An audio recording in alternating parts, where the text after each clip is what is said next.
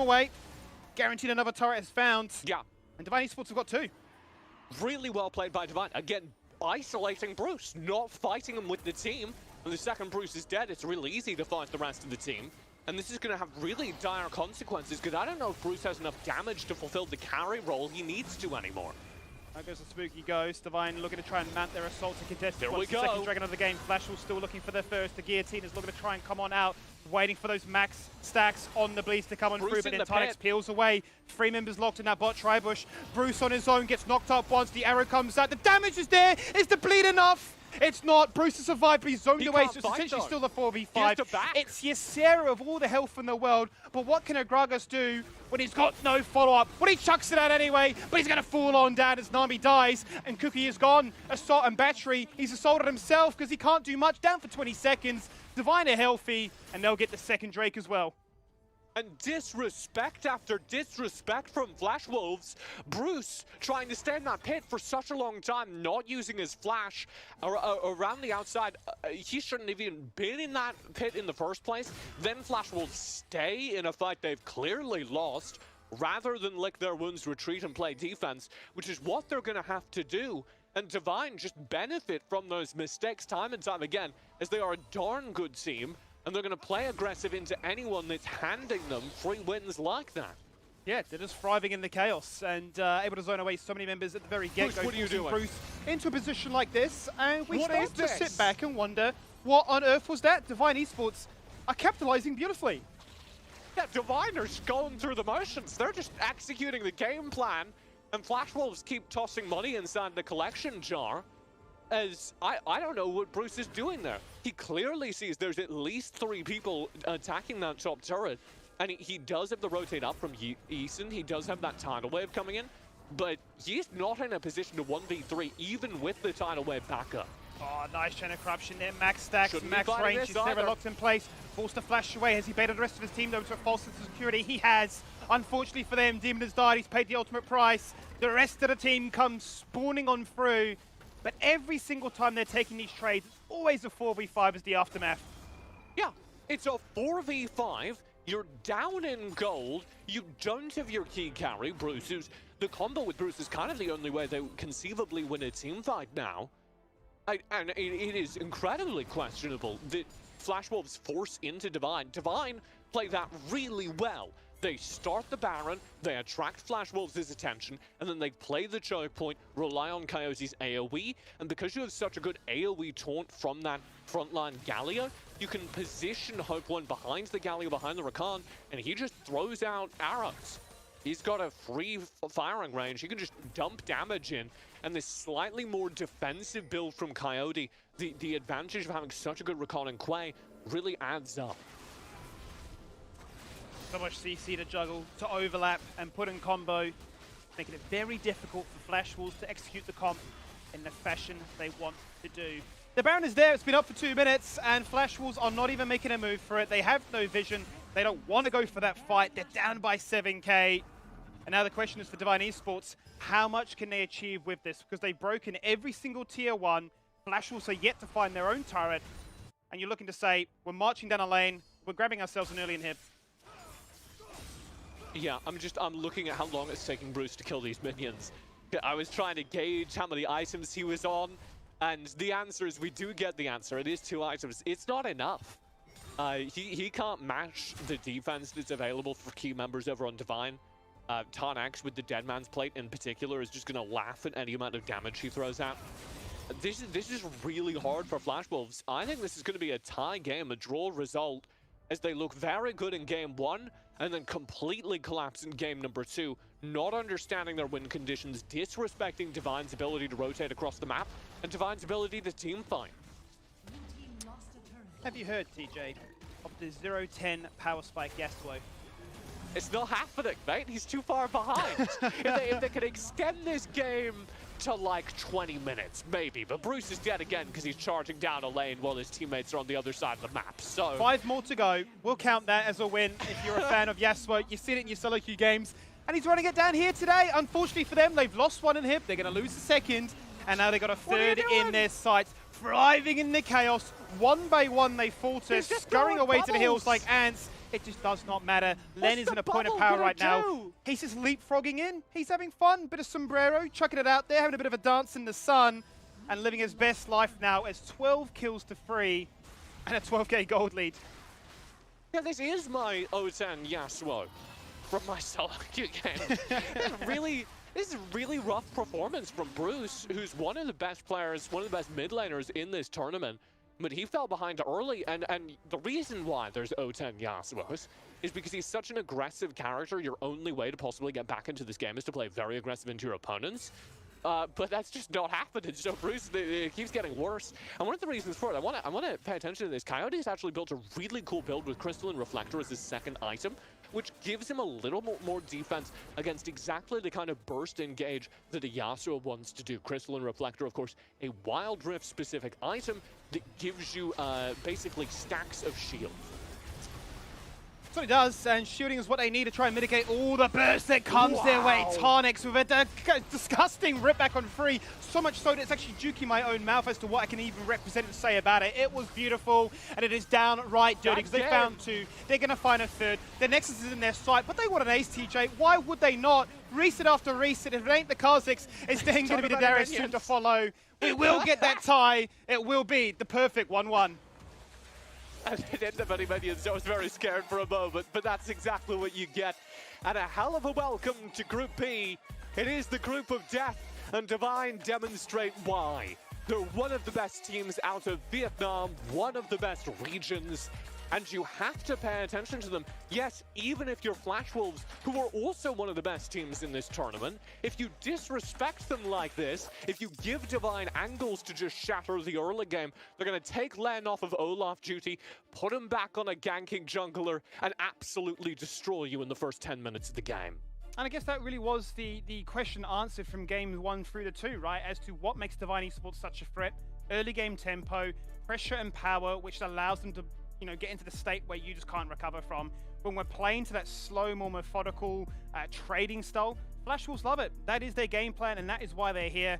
And ultimately, we were a little bit too excited to try and bust out the Yasuo and Gragas when the option was presented. The ball didn't get rolling, but I tell you what, the ball was rolling in motion as we throw it back to Yana's desk. Oh, I caught the ball. I caught the ball that skimmed me through, although, the camera's still panning and we have such a big stage, so you guys didn't see it. So, Catch it, guys. There. Where's the ball? Catch it there, I got it. I don't want it. I got it. I don't want it. Get away I from me. I got it. And somehow, from 2 balls being thrown from our casters into game 3, yeah, Oh, yeah. inexplicable things happen over here in the Continuity. State Championships. And but something that is not so inexplicable is, of course, the victory that Divine Esports enjoyed. They are now able to tie the score with Flash Wolves, and it is a 1-1. That was a great adjustment from Divine Esports, and I love how they were able to really control Flash Wolves at that time. Flash Wolves, though, I still feel like the game could have gone either way. I mean, Flash Wolves was still pretty scary. They were still very, very aggressive. GamerNSM, what are your thoughts on this match? Look, I think we kind of called it from like picks and bans. The second Flash Wolves showed their hand as a very obvious Gragas composition. Gragas, a very obvious Yasuo composition. Like, Divine Esports knew exactly what they needed to do. I agree with Omo. They didn't really have to send Bruce off to a silent by himself. But Divine Esports were like, well, I don't really care. We're just gonna fight you straight in lane, right? That's why we bring Varus Rakan. Yep. We have huge engage and we have cash potential to the upper hand. It just became so easy for Divine Esports to punish. If you look at how the team comps play out, right, Divine really do win at everything. They win at front-to-back team fights. They win at controlling mid-wave. They win at getting prio. They win at 5v5s. The only situations where they don't win is if Bruce gets onto the backline of Hope, or maybe even someone like Lan, and he needs to get multi-man out of it. There's just too much of a demand for Flash Wolves to get a perfect fight off. And honestly, Lan did such a good job of shutting down Cookie. Look at Cookie's damage. He did less than Ysera. He could do nothing that game. So it was just really Bruce working by himself. Yeah, Bruce was very isolated that game. And when you're isolated as a Yasuo, Kha'Zix and Galio, they're just gonna come for you. And we saw what happened when that occurred. We were talking about the Vi pick and how it wasn't exactly, it's not very popular. It's not exactly part of the meta right now. Do you think that maybe they should have chosen a different champion for this role, Omo? I mean, I think Vi just sucks, right? Like, I think the champion is just bad, but some teams like it for certain reasons, like easy backline access, strong dueling in the early game. But I think the champion's just bad. If you want to run a team comp like this, maybe just take something like a Jarvan. I know it's gonna have a very bad matchup into the Kazakhs still, right? But at least then you have a way to get onto the backline, and you're tanky, and you're not reliant on doing damage. Yeah, I agree with that one, but like the idea with the Vi is very good and very fulfilling to have it with like the Yasuo, right? It's like a feels good kind of champ because it's like point and click, then you jump in and then you get the last breath The ult. You know, dopamine it just is yeah, good. it's a huge dopamine hit, right? But the issue with it is just so predictable and so easy to read, and it's so much like you only really have an engage, you don't have a way out. So it could pair well with something like a Thresh to potentially give it like some flexibility there, but then because they are playing for the Nami, so the issue really was even the explosive cast was used as a form of engage instead of like as a disengage or a reset, right? So they have no disengage reset. That's the main problem I think that Flash Wolves composition had. Apart from that, if we talk about like switching junglers, Jarvan's an option. You know, some teams play comp with this kind of comp. I am personally not a big fan. I would just prefer them play like for a very strong type jungler, like something like Xin Zhao. Lee Sin was banned this game, but obviously if Lee Sin was open, I think that would have been a far better pick as well. And you know, we were also talking about the Kai'Sa Nami partnership and how, you know, maybe it would have been different if that, you know, Dragon Lane duo was different. Oh, I think you were the one who was talking about this, explaining how it doesn't really work out. Yeah, it's not okay. Kai'Sa Nami is picked not because the lane has any amazing synergy, right? Kai'Sa Nami is picked because Kai'Sa is a great AD carry pick. If your marksman is someone that's aggressive and likes to carry games, likes to scale, Kai'Sa's great for that. Nami is great because she's just the best support in the game at the moment. That's why you pick them together. It's not like because the lane has any superb synergy. So when you play against something like Varus Rakan, there's a lot of room for them to punish you. And you have to keep in mind when you're playing Kai'Sa team compositions as well, you are never going to get mid priority over a Varus team composition. So you're always going to be stuck under your turret, and that means that your Varus team will always move first to objectives, and then you have to face check them. And when you're doing that against a team comp like Rakan, Kha'Zix, Galio, you're just going to die every time you walk into the river. There's just nothing you can do. And that just makes it so that the game is so reliant on this Yasuo pick finding success. And it's too one-dimensional, and with that said, it just didn't work out, right? They just shut down the Yasuo. I believe our MVP of that series is ready. Who is it gonna be? I actually don't know. I didn't actually check beforehand because I wanted it to be a surprise. But There we go. it is going to be Tan X from the side of Divine Esports. Gamernism, what are your thoughts on this guy and how well he performed in this series? Look, I mean, I personally didn't vote for it, but you know, I understand why Who do you people vote would go for? for this. I voted for, I believe, Ysera? Is it Coyote? Who am I getting? Kind of forgot. Point being, right, I understand why you vote for it because he had such a stable performance in both games. And the first game, he was really like the sole factor that was trying to hold it together and trying to keep things going for the team as a whole. You know, and I think because he was able to make things happen like throughout the game, and especially in game number 2, you know, that kind of led to why they were able to snowball as far as they did. And so just a good performance from Tan X overall, I think. And I have to ask Gamernism, are you still on the or the leader of the Ysera fan club right now? Unfortunately, I think I've kind of given away that position, you know. And whoever wants it, DM me. You can feel free to take the Ysera captain fan club Oh, look captain at away that. from me. Empty DM. No I am one now- in the DMs at all. I am a what the all of Jess the fan now. materials, all of the documents, Gamernism is gonna forward that to you guys. But right now, I think we can jump on another fan club for the meantime, the Coyote fan club, because we have him here joining us on the desk for our mid-series segment. Let's bring on Coyote from Divine Esports. Coyote, thank you so much for taking the time out to join us. We have to ask, of course, about that series. How did you guys manage to rally back from your loss in the first game, and what adjustments did you make going into game 2? Xin chào Coyote, thì đầu tiên thì chúc mừng mọi người đã có được chiến thắng thứ 2 ở cái trận đấu thứ 2. Thì câu hỏi đầu tiên mà các bạn bình luận viên muốn hỏi về Coyote đó là làm thế nào mọi người có thể quay trở lại mạnh mẽ như vậy ở game thi đấu thứ 2 và mọi người đã điều chỉnh những gì? Thực ra ở trận đấu đầu tiên tụi em sai khá nhiều ở phần ban pick và tụi em đã sửa sai ở ngay ván đấu thứ 2 và tụi em đã làm tốt điều đó và tụi em dẫn đến cách vận hành chiến thuật của tụi em nó mượt mà thôi. Because in the first game we made a lot of mistakes during the ban pick, so we changed the compositions right after that, and we just try to run it smoothly according to our plan. Go ahead. Coyote, Xin Chao, I know that you're playing against Bruce, someone who likes to play a lot of these more unique mid picks. How did it feel preparing for draft and in game as well, playing against someone who likes to play things out which are a bit more different? Đối đầu với một tuyển thủ đường giữa như là Bruce, là người hay chơi những cái vị tướng rất là khác biệt, thì Coyote đã chuẩn bị như thế nào với tuyển thủ này về mặt chiến thuật vậy ạ? Thật ra thì em xem mọi tuyển thủ đường giữa ở trong giải đấu này là đều như nhau, và em không quan tâm người nào đánh hay hơn cả, và tụi em chỉ quan tâm cách tụi em vận hành chiến thuật ra sao thôi. Actually, to be honest, I consider all the mid players in this tournament the same, and we only focus on our own strategy. That's good. That's All awesome. right. Gamernism, do you have a question for Coyote? Sure. Later today, you guys are going to be playing against Evos. Do you feel like that might be one of your toughest matchups in this, and how important is it to win that? Trận đấu tiếp theo tới đây của Divine Esports sẽ là đối đầu cùng với EVOS. Thì bạn có cho rằng đây sẽ là trận đối đầu khó khăn nhất mà mình sẽ gặp phải trong ngày hôm nay không? Và team sẽ với cái nếu như mà có thể giành được chiến thắng thì cái việc này nó quan trọng như thế nào đối với team? Thật ra khi mục tiêu của tụi em bước vào vòng bảng là luôn luôn là giành lấy vé đi chung kết thế giới, và bây giờ đang ở giai đoạn vòng bảng và tụi em đang cố gắng hết sức để làm điều đó tốt nhất thôi. Và em không quan tâm tới bất kỳ đội nào cả. Okay.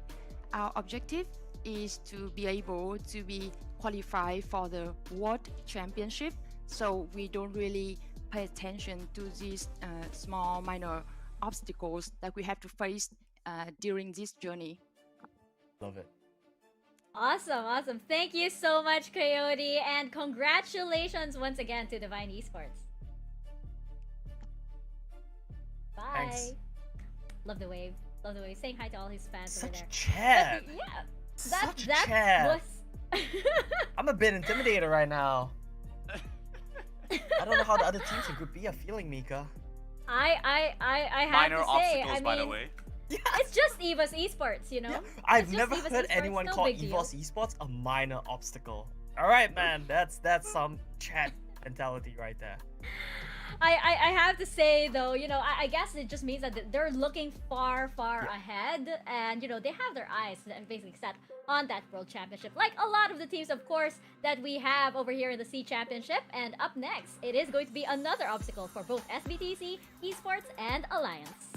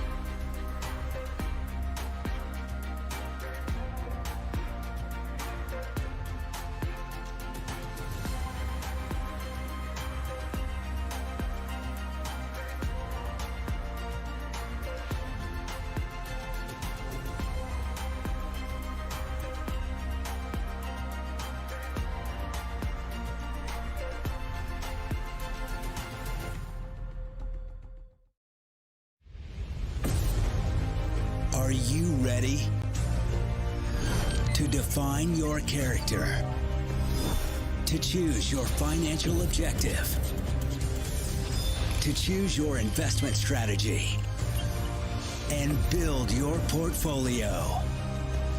Start now and level up your investment knowledge with Franklin Templeton.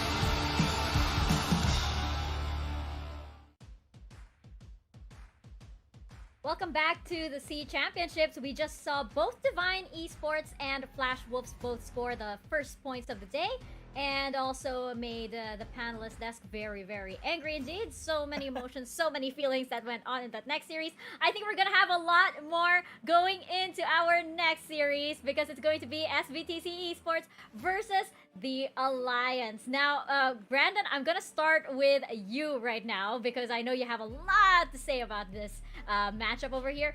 I think it's going to come down to team chemistry for this matchup because like SBTC, they've been playing together for a while, but Alliance, you know, they've gone through some roster shuffles recently. What are your thoughts on their new roster?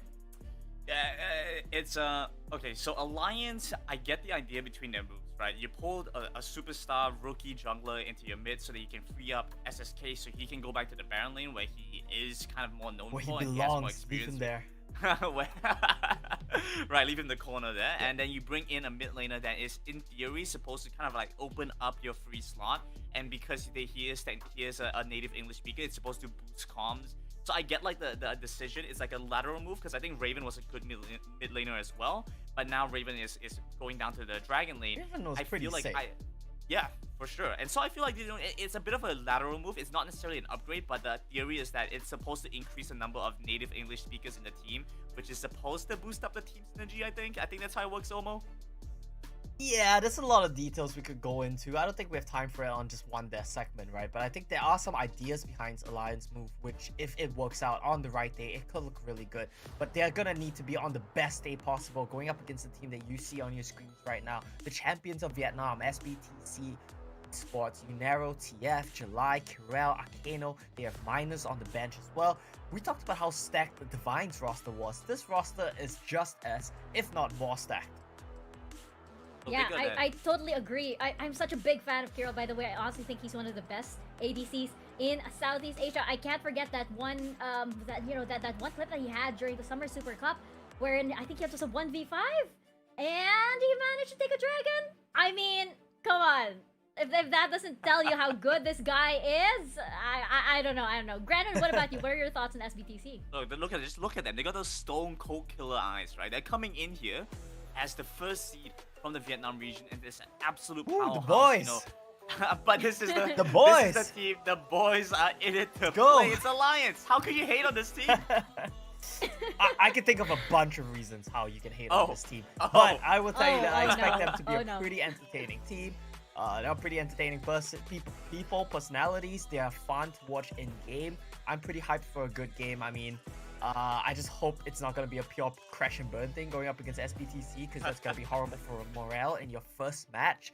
But for both of these teams, right, coming into game one, I would say that the Alliance are no slouches as well, and SBTC, they're one of the favorites for the whole thing. So for both of these teams, they want to warm up, they want to get their first match on stage done, they want to get into the swing of things. It's going to be a difficult game one for sure. Yeah, and for Alliance, we did talk about this, and it's superstar lineup. They brought on a bunch of new players in. It begs the question if there are too many cooks in the kitchen, so to say. And this is actually something that happened to one of the teams in the Icon Series Philippines. It was a roster made up of superstar players, and somehow, someway, they just couldn't get their groove because they weren't sure who to rally around, and that could be that could be a pain point for Alliance over here. Grayman, what do you think? Yeah, I mean, in theory, if Alliance had a full roster of people from the same region, they could have lower ping. I mean, that is it's ping gap for sure, right? That's a tiny advantage they could have. But the fact is, because they are polling from the Philippines region, from the Malaysian region, they are split apart, so they don't even have that advantage necessarily. And so whichever team they're going up against, it is on pretty even footing. I think that when you take a look at SBTC Sports here, they are just such a powerhouse in the competition, and I really like how aggressive they've been able to play. Yeah, and I think we have our talent predictions coming right up. I personally feel like I feel like SBTC is really SBTC is really a powerhouse to be reckoned with over here. We're gonna put our predictions up there in just a bit, but before that, we have this journey video on how the Alliance has been doing, and we managed to get an interview with them. Check this video out.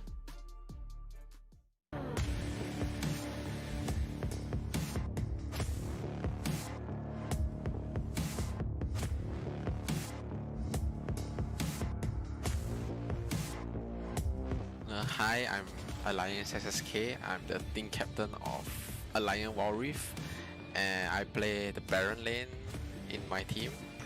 Our team comprises of 3 Singaporean players, 1 Malaysian and 1 Philippine.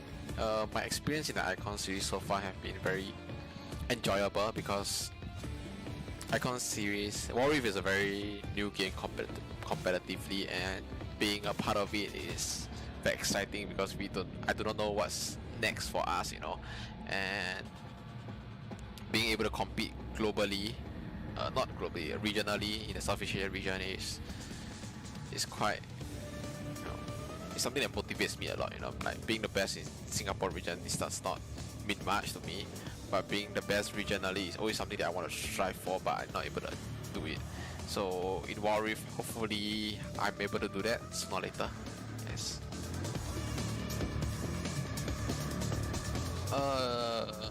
I guess one of my favorite moments, not favorite, more memorable moments recently is the SG4 finals where I got a pentakill as Darius. I guess it's funny how the Singapore Icon started off, the first game started off with a pentakill and we ended off the last game with a pentakill, so I guess it was memorable for me. There's for sure a team that I would like to face off against and hopefully win them is EVOS Esports from the Thailand region, because during the Summer Super Cup we lost to them 0-3, and this time I want to be able to face them off again, and hopefully we'll come out as the winners.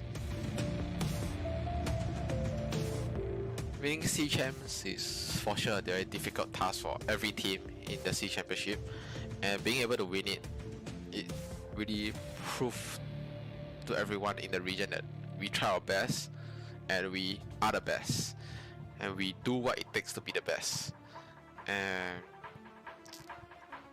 that really meant a lot to me personally, because it's really very hard for a player in Singapore, in the Singapore region, to prove that they are the best regionally in the Southeast Asia region, and I would like to be one of those few who are able to do that.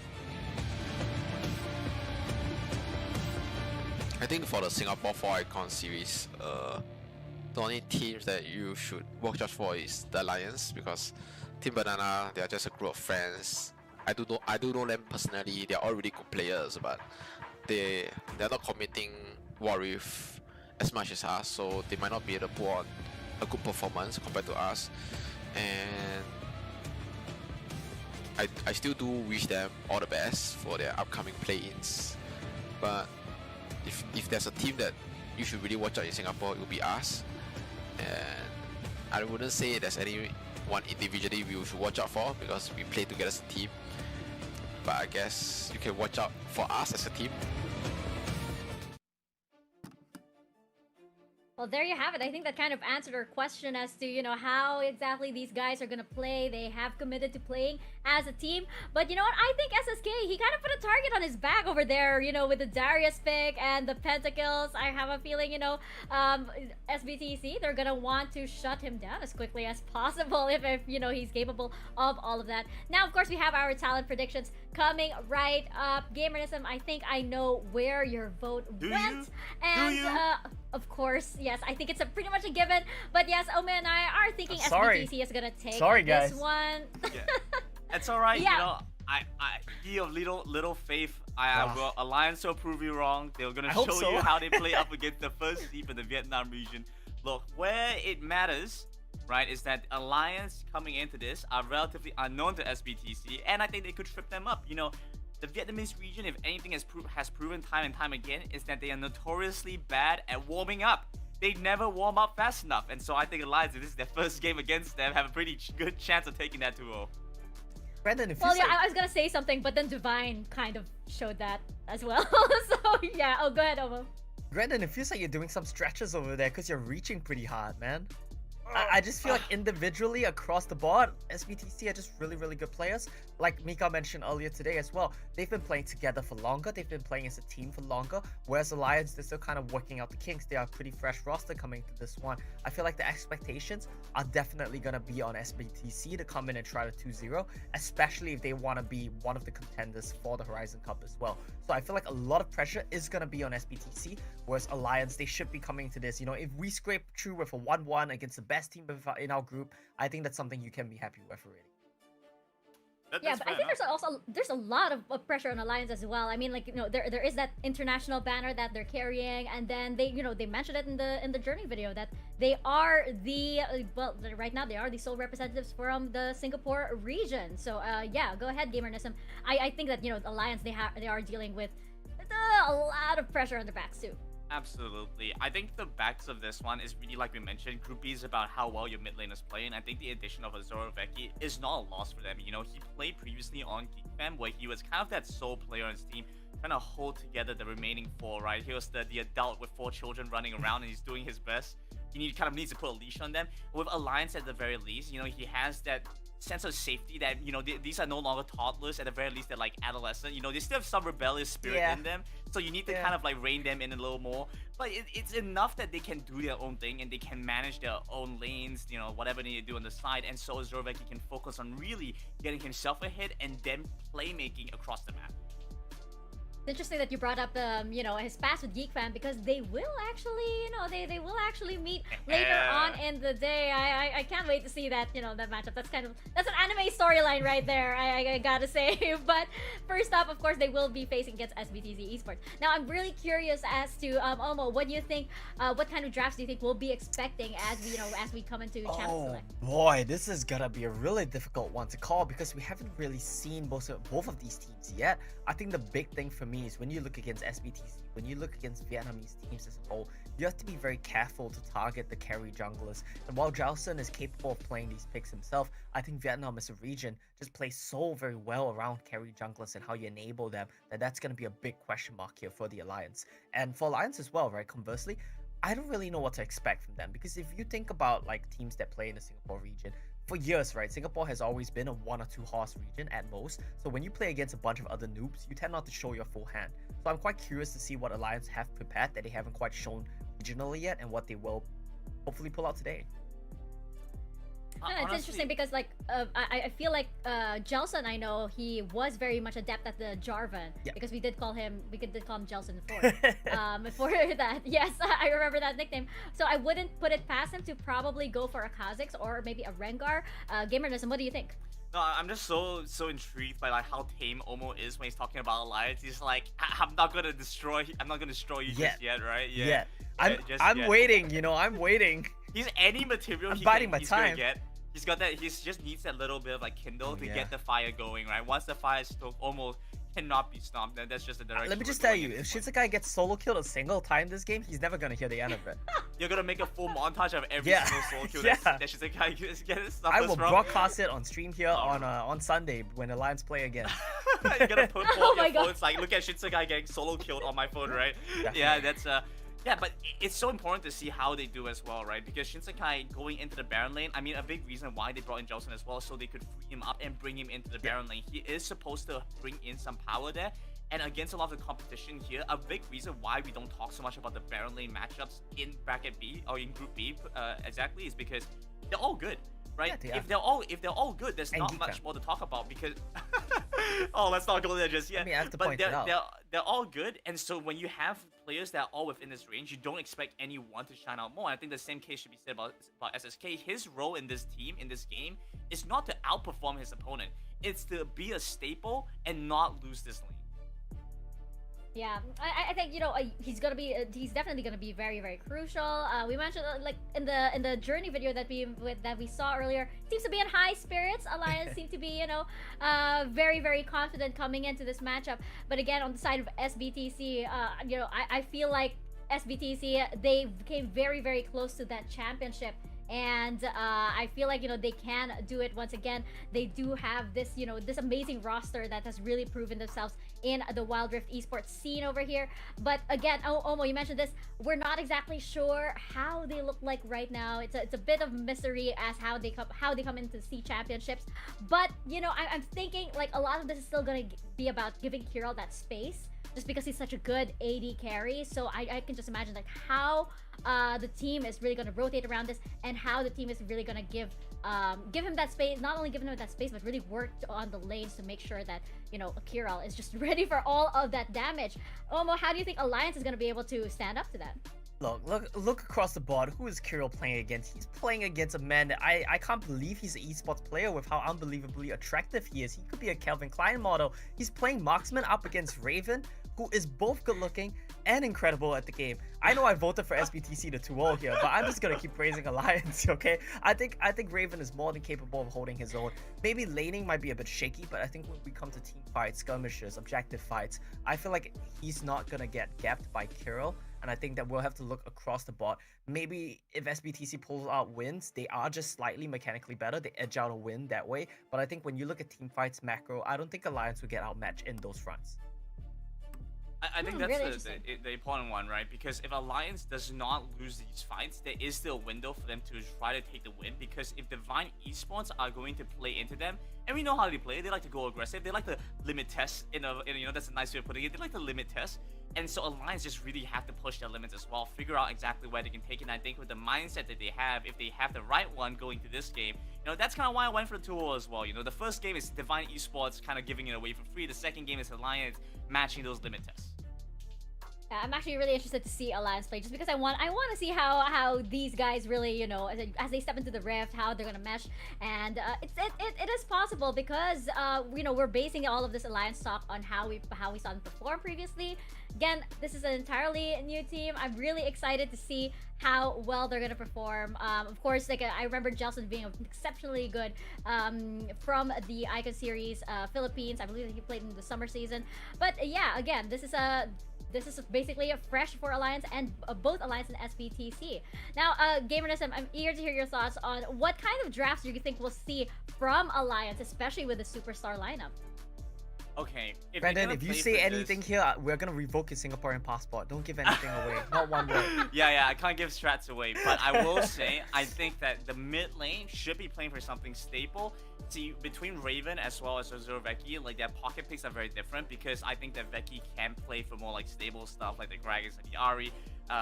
Raven, when his back is against the wall, he'll pull out stuff like Fiora, mid, Zed, or Katarina, stuff like that. Huge playmakers. I think that the move into Azure Veki will make things a bit more stable, and I think that's what Alliance were looking for when they drafted this new roster. But here's the thing, though, right? I'm getting a call from our immigration authorities here. I think they're saying something about your passport being revoked. I'm sorry, Grandin. Oh my goodness, yeah. Well, it's difficult to say, right? Alliance going into this one, they really definitely have something to prove, because in all aspects, this is supposed to be a stronger Alliance, but this is a super strong group as well. The Group B is just a test, killer. To really push their metal all the way up. Yeah, that's a good point to bring up. Like, if Alliance, for example, any team actually that might get, like a 0-2, it doesn't really say anything about how close the matches can be, especially since this group is just completely insane. Now we're heading into Champ Select over here. Right off the bat, the Olaf is gone, and so is the Camille. Omo, what do you think? Actually, you think the best matchup would be in terms of the lanes? Are we looking at the Baron lane here? Are we looking at the mid lane as well, like Gamerness mentioned? Well, there's a lot of things to look for, right? Because I think if you look across the board, you guys raised some really good points. SBTC have carries from top to bottom, and like you said as well, Mika, Alliance have a lot of cooks in the kitchen.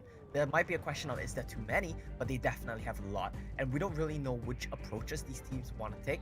Knowing Vietnamese teams, they might just go all out, pick all carries, 5 carries, and try to out-mechanics you that way. That's something that's very viable for them.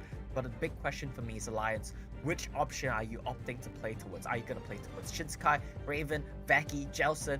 Who's going to be your carry here today, and how are you going to enable them? Banned so far pretty standard. This is pretty much what SBTC have been banning regionally for a while now. Alliance, very understandable first bans. You want to get rid of these super strong champions. I think what is really important is that you see like the Olaf being banned out, but then the Jarvan is still available, and they could look to try and empower things that way. Renekton is still an option, but the thing is with Shinsekai or SSK is that he can play a variety of Baron laners, so it kind of depends on how this matchup with Unero goes. I think the prio is going to be towards bot side for Alliance. They might just go for the Zyra Khan and try and pick that up early on if SBTC don't necessarily try to flex that away first. Lee Sin being banned away, I like this. This was Yeah, it's a good TF's ban. most played, highest win rate champion throughout the regular season. So you want to get rid of his most OP pick, and with that, this is a Renekton Ziggs or Varus angle. We want to see what SBTC are going to prio here. I think it's Renekton. Yeah, I think so too. I remember Unero being very, very, very adept. And there you have it. It's probably going to be Unero over there on the Renekton. Yeah, go ahead, Gamer Nism. Yeah, I was just gonna say as well. I mean, depending on how they play this out, TF could also be the secondary carry. We've seen him play other things like the Graves as well before, and that's kind of like the way that SBTC kind of lead towards, where they like stat pick later on. So it's not just relying on Kiro and Julie to be the playmakers. You could also have TF, which is a very interesting tool to have in your back pocket compared to a lot of other teams who just do not have that flexibility. What is this? An early Rakan pick from Alliance. This is going to be really interesting if they lock it in. I don't normally see Rakan being this high prio, so I'm a bit curious as to what this pick means. Yeah, I'm actually curious to see if you know, Azor Vecchi will be going for, you know, one of the tankier champions, or if he's gonna stick to like the mages. I know he was very, very adept on the Orianna back in the summer season, so really curious to see if we'll see that again. Gamernism, what do you think? They'll reveal any strats. But yeah. Look, I just think that Alliance is super comfortable with Zyra Khan, and I think that they love to try and play for that. So the Rakan pickup early is also to partly deny SBTC esports, but there's just so many options still available and still left on the table for them to try and draft for that the Rakan doesn't really impact things that much. The Ziggs is a nice takeaway. If they go for the Gragas Senna though, we're starting to see a pretty interesting composition with a lot of layered crowd control, so they could actually go for some pretty heavy damage in the mid and jungle position if they want to. Please don't pick Mundo. Please don't pick Mundo. Please don't pick Mundo. Let me just step in here really quickly and say, yeah, the point about the Zyra Khan is really good, especially knowing that SBTC is a team that likes to play the Senna bot lane, play around the Senna funnel. So I do think Zyra Khan is a pretty good answer to that, but it comes down to your mechanics check, and the Mundo that you asked not to see is locked in indeed. Oh. Yeah, they probably heard you. They probably heard you. That's good, They were, like, doing this. Doomed. Okay, literally so true. I'm gonna explain my rationale, right? Mundo just doesn't provide enough for the team. He needs a lot of time to scale up, and you have a lot of initiators, but the problem with Ziggs is that he, even with the initiation, he only does so much. There's nothing he can really do to SBTC. If they start to draft for hard disengage what's going on and here? reset here, it knocks back Alliance entirely. You get something like the Yasuo, the wind wall, it blocks so much of the damage that you have available. I just don't see what Alliance are gonna try and go for here. What is going on here with the beefy boys that Alliance is setting up? That's a lot of tanky frontline coming in, but you really need the DPS to follow this up. I think it Exactly. might just be the Xayah, but we'll have to see. I Yeah, don't see I it going think any other way. The Dr. Moon, I don't know. You know, when Team Secret picked it yesterday, we were kind of like, what? It turns out it worked for them. But I don't think, I don't know if, like, okay, Upshot. Okay, they seem to be up to something here. They are Yeah. indeed. Okay, so let's wait until they lock this in. If they do, I mean, we've seen this show before. I mean, we saw the Black Cleaver version of an Akshan in the mid It's side. that that version, right? So he's gonna play Right. Akshan mid into Yasuo. He's gonna play for a very aggressive early game together with Mundo jungle, and then they're gonna use Ziggs' ability to just pummel farm, push in the center bot lane, get prio. At least that's the game plan. But SBTC, they have a very solid comp if they can get onto your backline. Akshan and Ziggs, they're not gonna survive a Riven Yasuo combo. So the burden is on Alliance to get the early game going in their favor, because if they don't, they're just gonna get outscaled and their backline is gonna get popped. Yeah, but you know what? I don't know. I really want to find out what Alliance is up to with their draft. It looks really, really interesting indeed. And we are gonna get right into it. SBTC Esports from the Vietnam region versus Alliance from the Singapore region. Gamernism, I know you guys have been hyped for this, and I can't wait to see what's going to happen more so, because I know that you guys are probably gonna give me some great reactions after this first game. Let's step into it. It is SBTC Esports versus Alliance. Casters, take it away. Let's get into this one here, TJ. Two big dogs are in town. The first seed out of Vietnam taking on the first seed out of Singapore. They're here to play, and if you thought this draft would be standard, you're sorely wrong. Yeah, welcome to the group of death, baby. Both these teams know how to draft. They go very aggressively toward desired team compositions right off the bat, and then have to make some adjustments because of what the other team's doing. It's like when you're playing tic-tac-toe and you keep cutting each other off, and then before too long, nobody wins. It's the movie War Games from, I think, 1995, somewhere in that range. SBTC go for this really strong start with Gragas, Renekton, and Alliance go, oh no, we need frontline tank value. They pull out Mundo, they pull out Garen to be that frontline tank value, and all of a sudden the draft that I thought was going to go straight over to SBTC is very interesting. Yeah, and the big question mark for us was what AD carry would Alliance lock in? We were wondering, would it be the Tristana? Would it be the Desire? Could it even be the likes of an Ezreal, some champion with mobility versus the critical strike build? Are you looking for a power spike now, or looking for a power spike later on when this Mundo will become an absolute monster, as we've already seen in the group stages? So let's take a moment to, review what we have. We've got ourselves another Yasuo. We've got that bread and butter combo again. Where should we be looking at the focus? Well, early game is SBTC's to lose, and they're going to try and win it through the presence of this Riven in the jungle, who's going to get a little bit further ahead than you expect a Riven to. She's going to show up in the mid game in TF's hands and start being really scary. And they're going to have a genuinely terrifying mid-game team fight between the Yasuo, Renekton, and Gragas, with that Riven kind of providing the knockups, providing most of the damage in those team fights. And if they start snowballing, the game's over. But should we go a little longer than that? Alliance are going to be able to take a whole lot of that damage on the chin and just keep going. The Garen and Mundo frontline is really difficult for SBTC to get past. And if we go to mid-late game, then I'm kind of an Akshan believer. I kind of put my faith in Ozraveki on this character. I think he can be scary. Well, it's getting scary in the bot lane here, isn't it? So far, double root lands there from the setup, but the first blood is found. Jelson first gang swings the hammer and brings him down with the axe and gets that kill. Ozraveki answer back. Always fancy feet. There he actually secures it somehow, some way. Yasuo's gone. The power spike is starting here early, and TF is far too late to the fight. I think he could have gotten Raven, but he doesn't execute on it. Wow, incredible early fight goes over to Alliance, as you're talking about. SBTC going for a very aggressive early peak, and this is a little bit off tempo for them because they do have a ton of mid-game power. Once you have those ultimates online, once you have first item on the Riven, on the Renekton, they're much scarier. So I actually think it was a little bit of an error for them to force the fight down bottom early, but the reason they do it is because they want to get that Senna off to a good start. Kiral is an incredibly good AD carry player. Uh-oh.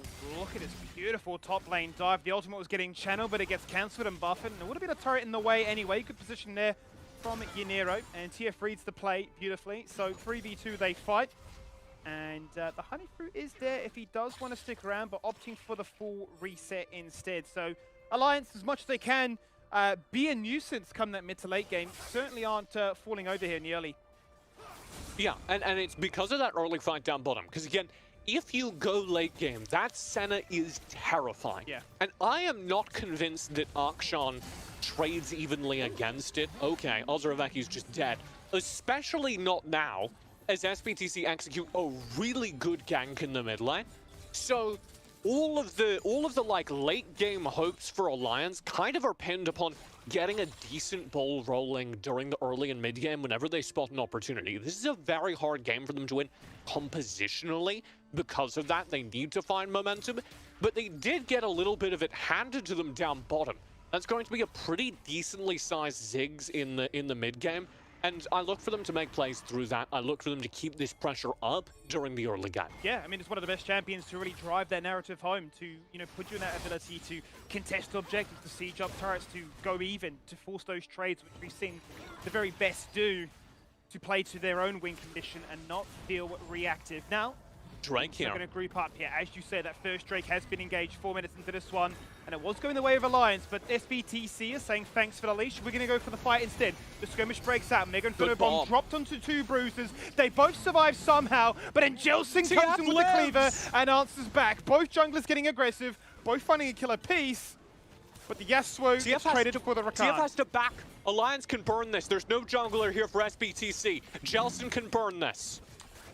Locked inside the base, and they're getting closer and closer by the minute. Explosive cast goes out nice and early, but you're never going to beat a smite. Hold your nerve and hold your finger, but they guarantee it. The flash burns, but Aquino still falls on down all the same, and SBTC just too keen to fight. Really, really well played by Alliance to recognize that they'd scared TF away. They'd done enough damage, he just had to back, and so they can burn down that dragon. And towards the end of it, Akino thinks he spots an opportunity. It goes a little bit awry. He dies. It doesn't actually matter because he still finds so much ground gained on the map that he scares people back. They have to reset over on Alliance because of the damage he does. And that means that the Rift Herald, traditionally the more favored early objective even, does go to SBTC. They still will have a gold advantage coming out of this play. Not only at the top of your screen, but a significant one in the pocket, as that Rift Herald is probably good for at least 1,000. Certainly would be, and if they want to make sure that Renekton becomes an absolute powerhouse to play for, then it certainly could be a good time. The wind wall's down, and that means it's the freest ultimate you'll ever see coming out there from the action. TF, always right place, right time, but the timing, 5 seconds too short. There's the body slam in, looking to try and take down Jelson. He has no maximum dosage, so he is very squishy, and they do answer back with a beautiful shutdown. There's this dual lane roaming down though with the Mega Inferno Bomb to cut the wave. Here come Alliance. Quickness goes out. CWJ utilizing that movement speed, but doesn't hit the grand entrance. It doesn't matter. The charm is all they need. And eventually they find that kill. 4v1 they hunt, and Azura Veki claims the revival to bring back Jelson. Skibby, put on your seatbelt. We are gaming here. This is some wild Rift, because SBTC go off of that momentum. They're going to summon this Rift Herald mid and try and burn through Jelson. They certainly are. 4v1, they go into the mid lane, but then actually that bot lane engage comes straight back on through. The Herald is summoned, but the turret survives down to 58. You could blow your nose and it'll fall on down. The turnaround route, it connects onto 2, but they've got no damage. The throughput is gone. The 2 main assassins with the range damage is zoned away afar. Out comes the Dawning Shadow, the turning of the fate, the last breath, the knockup, the damage to connect. SSK in trouble, and Yanero will guarantee that they do find that kill. Now fighting in a 5v4, they'll get that turret. Without that to worry about, will they continue to fight the fight here? Zoraveki hits the ultimate, can go into the shadows, but it just won't matter. What an early game. Alliance get credit for the first turret break down bottom during that entire mess because they rotate effectively enough to hold that turret for an extra beat in mid. They get the bonus gold from that, and that's actually very important because it keeps the gold relatively close. There's only about 1,000 gold separating these two teams. They do give over a kill just from over-aggression in the mid lane. They thought Ozaravaki was going to be able to rotate up into the mid before the kills happened, and they were a little wrong about the timing there, but I love Alliance taking the fight to SBTC because, again, they have to. The key characters to watch right now are Kiral, who has been thriving off of these fights. He's gotten 3 assists and an uncounted number of souls, just being able to farm them off of auto-attacking enemy characters, which is going to make him extremely scary in this mid to late game. It doesn't stop there though. We are going straight back into the Game King action as SSK says, I'm a Garen, what on earth are you doing? Don't you dare try and touch me in a 2v1 because I can just walk away. And now the tempo will be reset because that second Drake, the all-important one, especially for these two teams that want to be explosive, want to get those kills as quickly as they can. Infernal up in 20. And the other thing to watch here is Kiral's giving up a lot of minion gold. He's not farming. He's giving all that minion kill gold over to Arkana. So if you're looking at this support Gragas and going, man, why is he doing so much damage? It's because he's functionally the AD carry. The Sen is relying on the souls to get her farm. So she's going to be scaling almost exclusively off of the souls, and this Gragas is going to start hurting into the mid game. He's going to go full AP. Arkana is going to have some damage to bring to bear. So is Raven. Chucks at the Mega Inferno Bomb, evaporates the mid wave, as they know that timing is ever so crucial now, playing around these side lanes, utilizing the vision to good effect. Now, Julie is locked in the bot lane here, trimming a wave, and the fight's going to break out here. 5v4 CWJ with a massive engage, knock it up free, but there's no follow-up, TJ. The opportunity presents itself, the support goes in, but the rest of the team a little bit sleepy here. Comeuppance goes out, max channel, but Julie says it's my time to shine, jumps in with the last breath and guarantees that they will find that kill traded back. Raven gone, Flash is being burnt, Julie there a little bit longer, but 1v4 inside the enemy blue buff. The rest of the team said, you're too far away from us, we can't do much about this. And when members lost, a second Drake there, it's looking like Alliance that still want to force the agenda. Yeah, both junglers still up. This is a 4v4 for the Drake. Yeah, flirting with danger right now. Maximum charge is a big amount of attack damage there if he can so utilize it. There's the TP in, 4v4 coming on proper through. now. Julie not too far away, and Raven soon to spawn as well. He's also Alliance picked up have the to back. enchantment rune. They all want to contest this one. They have a TP, but Raven's Jelson's not in back. range. Jelson can't contest. He can't go for the smite. The Mega Inferno goes out. The Oh! Mercy Injustice comes crashing on down. They get that kill. They answer back, and they remove Kirill. This is insane! Maybe my favorite game of the tournament so far is we just had maybe a 3-minute team fight, and it's not done yet! Akino! Cheeky little solo kill when he sees 5 members in the mid lane. He says, I'm not afraid. There's tier 1. That's my buddy. That's my protection. And gone is your Ziggs. And one by He's one, they're going going! in now. What on earth is happening here, TJ? The tornado doesn't even Double connect. charm! But now it's a Yasuo in the midst of an absolute Raven party. He's taking them all down. My God! He gets a double. And as Ynera says, get me in on the action, get me in on that scoreboard. And they wipe the floor here with Alliance.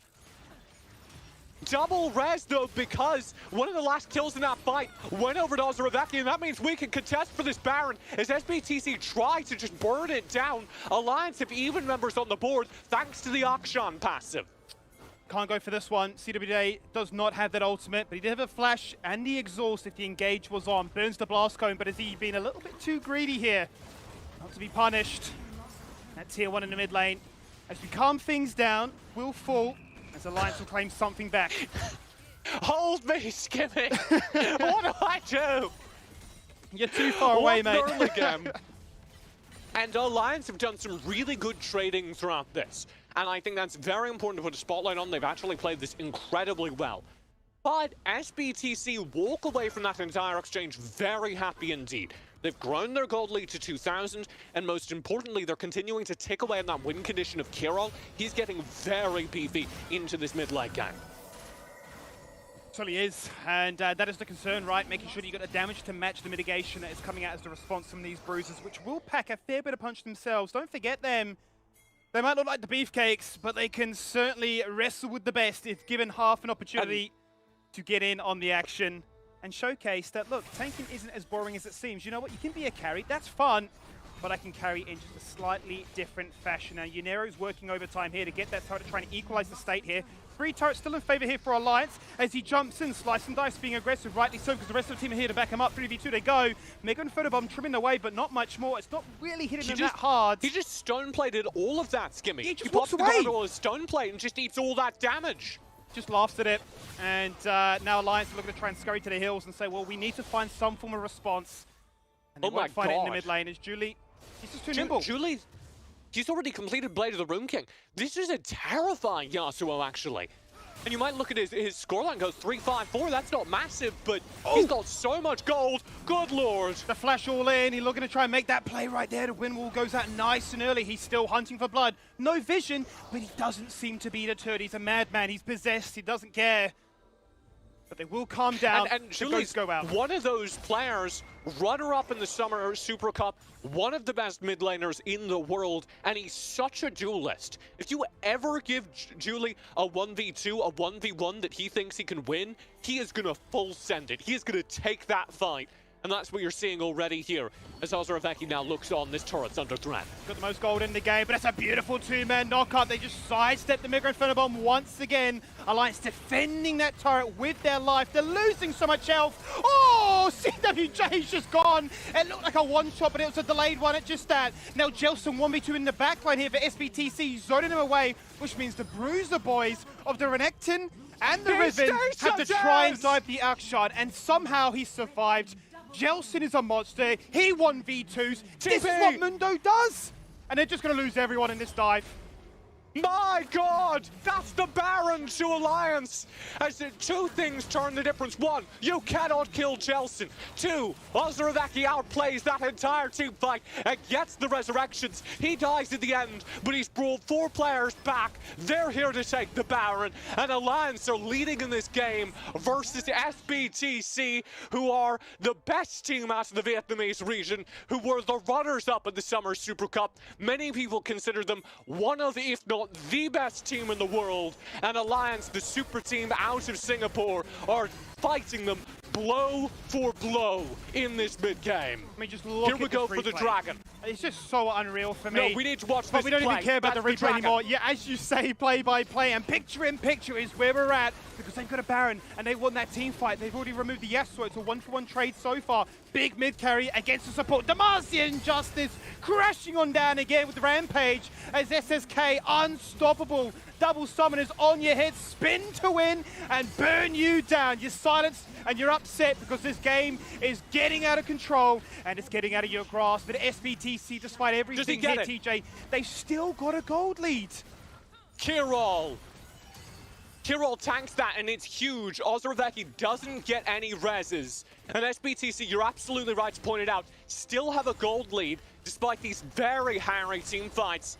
And Ozraveki, he's scaling into his damage spike, but he's not there. And what's about to come online is Kirol. I've been saying it all game. He's about to complete his second item. This is going to be a Black Cleaver, and that's going to mean that he's shredding what Mundo has, what Garen has, this massive armor. And the second those those three Black Cleavers, actually, good lord, are online for SBTC, it's going to get so hard for Alliance to tank through these team fights as they have been doing so. Now, though, here's the Drake burned down. Oh, third Drake of the game, secured here by TF, but it could have been close. CWJ has been impressing me so far with his Rakan gameplay. The fight is split, Raven across the wall, dishing at the poke and the harass, but it's not enough. The burst, the engage, the pressure, and the sure right imposing threat that SBTC are displaying on this map. You've got bruises, you're tanky, but we're cleaving you down, and it's TF that's on a killing spree after taking 3.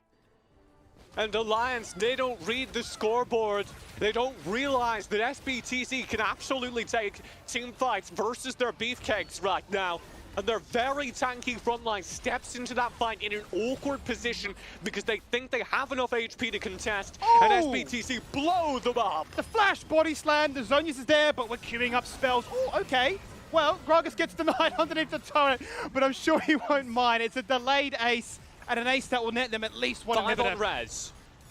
5 seconds on these resurrections. That's going to mean that SBTC cannot end the game here, but they have just blown it wide open. That team fight around the Drake handed them the gold lead, and it hands major item completions across the board. You see Infinity Edge completed here for Julie, meaning that this Yasuo is now at his power spike. You see the Black Cleaver starting on a Sheen item, probably the Iceborne Gauntlet over here for Kirol. He's now going to absolutely burn through these team fights as a supportive damage dealer with the souls yielding the vast majority of the damage. And what you see here is the power of an AP Gragas, just splitting up this fight and buying space for these assassins. Julie to run through the team fight and threaten the backline. And I guess this Renekton's an assassin as well. I disagree with it, you know, theoretically, but Yunaro's playing it as such, so who am I to judge? Yeah, I mean, Renekton is one of those champions that certainly in a state like this could be classed as one. It's not a Z, maybe not as elegant, but certainly is looking oh so good. Max level 15 with the GA and every item complete bar 1. Sitting on a longsword to round out this game in such explosive fashion and say, this is the game you should be tuning in for. The group stage is here, and this is what the group def really does look like. I just want to chant death again, because Group B has delivered us 2 incredibly close series so far. SBTC have all but won this game. This is their game to lose just because of character scaling. Even though they only have a 1,000 gold lead, they have Yasuo, they have Senna, who are going to hurt so much in these late game team fights. We didn't see that TF. So all that matters right now is Alliance, can you wield Ozraveki successfully? He's kind of their only path back into this game. That's a lot of pressure onto Jelsin, forcing out his maximum dosage. The ultimate doesn't get used. The disrespect there from the Mundo burns the flash, and they may have just lost the game as a result of this one. That's here, TJ. Kirol has claimed a double. He's unstoppable. The explosive cask is absolutely insane. The displacement that SBTC are showing, the conviction to go for any target, no matter who you are, nets them the win in game number 1. And what better sign of an SBTC game than 2 players dying to the Nexus turret? They'll take the win as their Yasuo burns his HP underneath the mid-Nexus turret. Alliance look incredible in that game, but the experience, the late game of SBTC keeps them at bay, stops them from rolling that snowball down the hill, and we get to the late game without Alliance having the firm lead they need on their carries to stop a Yasuo, a Senna from just chewing through them. And look, TJ, we're matching yourself, mate. I'm not sitting down anymore. We're not like this. No, we're standing up. We're hyped. We're sweating. We're getting ourselves excited for this game. I'm juking the camera. Where's my positioning? I don't know. I don't think Alliance knew either because they fall on down to that Mundo. Unreal. You can't hit me with your auto attack, Skibby. I'm nowhere to be seen. Just like SBTC as they take game number 1 in that series. And I'm going to be honest, I can't predict game number 2. No. I think we have a hell of a series on our hands, and I think Group B is continuing to deliver. The slots out of this group are incredibly hard to predict. At any of these games may be a preview of your finals. Certainly could be. The benchmark has already been set so early on into this day. This is what Group of B looks like. The group of death for good reason so, because SBTC at the break are 1-0 up.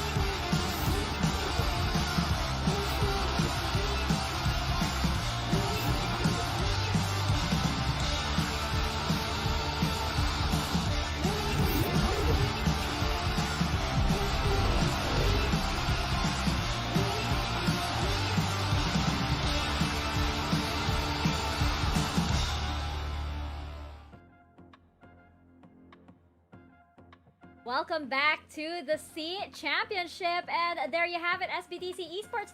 They maintained the status quo for now, and they will take game 1. Mika Fabs over here leading the panelist desk with Omo and Grandin, Gamernism rather, right beside me. And I do believe these gentlemen over here have some very strong reactions to our matchup over there.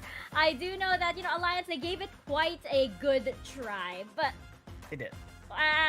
you know, the Dr. Mundo, in theory, you know, like for example, a team like Team Secret, they really did build around it, but it didn't seem like they were really syncing with that champion pick. Gamernism, what do you think? Yeah, Mundo, I hesitate to call it exactly an issue. I think overall the team composition had some problems and had some issues that they couldn't really iron out, but I did really like the idea that they tried to bring to the table. The fact that they were able to make the game as close as it did, the Akshan was able to showcase a little bit of a deviant away from the main kind of meta that we've been seeing so far, and overall I have to say the Alliance, not too bad of a job. Hoping to see more out of them in this next one. Yeah, I mean, the main thing that we talk about here is what the team comps want to do, right? On the side of SBTC, you just want to fight. It doesn't matter what fight, you just want to take it, you get on the back line, you win. And we kind of talked about the problems that Akshan and Ziggs would have into this composition. When you get into the mid to late game, once they get on top of you, it leaves you with little to no options in terms of what you can do, and we saw exactly that, right? Raven had people flashing on him every team fight. Akshan is just too short range that when you dive into them, you really cannot be taking a lot of these fights.